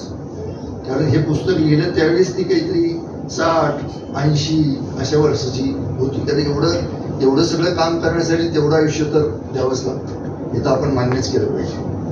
पण या अर्थाने, आणि यांनी सरांनी जो उल्लेख केला तोही मला महत्वाचा वाटतो की हा जो धागा आहे परुळेकर परंपरेचा, तो धागाही या ठिकाणी निश्चितपणे दिसतो की माध्यमांमध्ये या प्रकारचं चित्र येणं त्याला विशेष महत्व आहे. त्यावेळी ते शक्य होतं, आज कदाचित स्पर्धेच्या युगामध्ये ते शक्य नाही, आणि ते स्वामी सरांनी ते मान्यही करून टाकले. की आता नाही आम्ही करू शकणार, किंवा जे काही करू ते काही प्रमाणात करता येईल असं जे आहे तर ते तो ठीक आहे, तो काय आता आजचा आपल्या चर्चेचा विषय नाही. पण हे तरोळेकरांचं जे स्कूल आहे त्या स्कूलमधला जो वारसा असतो तो वारसा कशा पद्धतीने पुढे जात राहतो याचं उदाहरण म्हणून या पुस्तकाकडे मी पाहतो की समाजामध्ये जे विधायक आहे, समाजामध्ये जे समृद्धी वाढवण्यासाठी, खऱ्या अर्थाने समृद्धी वाढवण्यासाठी जे आवश्यक आहे ते लोकांपर्यंत पोहोचवण्याचा प्रयत्न आणि त्या दैनंदिन दबडग्यामध्ये, कारण श्रीकांत कात्रेंनी हे जे लिहिलेलं आहे ते आठवड्यातनं एकदा सदर लिहिणं म्हणजे काय हे आम्हाला सगळ्यांना कल्पना आहे त्याची, की तो लिहिल्यानंतर दुसऱ्या 8 दिवसाची चिंता लगेच सुरू होती. पुढच्या वेळी काय, पुढच्या वेळी कोणाला गाठायचं, कोणाशी बोलायचं, कशी वेळ घ्यायची आणि मग सोमवार पूर्वी ते सदर लिहून कसं पूर्ण करायचं. सारंग दर्शनीने जरी त्यांच्या सभागारामध्ये मला घेतलेलं नसलं तरी त्यांच्यातलंच मी एक आहे. नाशिकमध्ये त्यांनी उल्लेख केला नाही की नाशिकमध्ये मी त्यांच्यासोबत होतो, मी जरी पुण्यातनं गेलेलो असलो तरी त्यांच्यासोबतच होतो. कदाचित त्यांच्या आठवणी तितक्या गोड नसाव्यात, असं काही मी केलेलं नाही, असं काही मी एवढी काही दादागिरी केलेली नाही किंवा दादागिरी सुद्धा केलेली नाही, संपदा असताना ती केलेली नाही. सांगण्याचा मुद्दा असा की हे जे नातं आहे किंवा हा जो वारसा आहे या वारसाला धरून या पुस्तकात तो प्रतीत झाला आणि इतक्या वर्षांनी 24-25 वर्षांनी त्याचा सगळ्याचा एक प्रकारे अनुभव घेण्याची संधी या निमित्ताने मिळाली. मला असं वाटतं की श्रीकांत कात्रेंनी यापुढेही या प्रकारचं लेखन निश्चितपणे करावं. मी वहिनींना धन्यवाद देतो की त्यांनी त्या काळामध्ये, मला कल्पना आहे, श्रद्धा कात्रेंना धन्यवाद देतो की त्यांनी काय प्रकारचं सगळा तो दबडगा सहन केला असेल, की यांचं घरामध्ये किती लक्ष असेल किंवा यांच्या मागे किती. आता आम्हीच त्यांच्याकडनं त्यांना 4 फोन करायचो 4दा की हे राहिलेलं आहे ते राहिलेलं आहे. त्यामुळे मला कल्पना आहे की जिल्हा ठिकाणी काम करणारे जे बातमीदार असतात त्यांच्या मागे प्रचंड दबडगा असतो वर्तमानपत्राच्या कामाचा आणि त्याला एक डेडलाईन आहे. हे महत्वाचं काय आहे की त्याला डेडलाईन आहे. लेखकाचं काम सोपं असतं की एका वर्षात काहीतरी लिहायचं आहे, अशा अर्थाने हा दबडगा आहे की त्यावेळी ते पूर्ण करायचं आणि त्या वेळेत ते गेलं पाहिजे. आणि सकाळमध्ये रानडेंसारखे उपसंपादक किंवा सहसंपादक असतील तर मग आणखी जिकिरीचं आहे. इतक्या जिकिरीचं त्याचाही अनुभव त्यांना भरपूर आहे. तर हा सगळा काळ या निमित्ताने अनुभवायला मिळाला आणि तो काळ आपल्या सगळ्यांच्या समोर कात्रेंनी उभा केला, त्याबद्दल त्यांना विशेष धन्यवाद देतो. त्यांच्या 61 निमित्त आपल्या सगळ्यांतर्फे त्यांना आरोग्यदायी उत्तरायुष्याच्या शुभेच्छा देतो आणि थांबतो. धन्यवाद.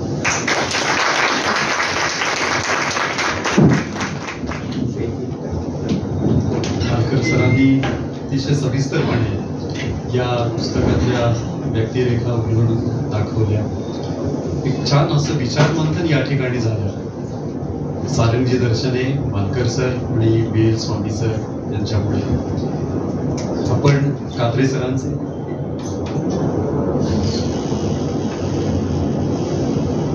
आज प्रकाशन सोहळ्याच्या दिवशी हे पुस्तक सवलतीमध्ये म्हणजे 200 रुपयामध्ये उपलब्ध आहे, पण जरूर खरेदी करावी असं मी आवाहन करतो. कात्रे सरांचे चाहते, स्नेही आणि सहकारी या ठिकाणी मोठ्या संख्येने आलेले, त्यामुळे हा कार्यक्रम खूप रंगला. मी आपल्या सर्वांचे मनापासून आभार मानतो आणि हा प्रकाशन सोहळा संपला असं जाहीर करतो.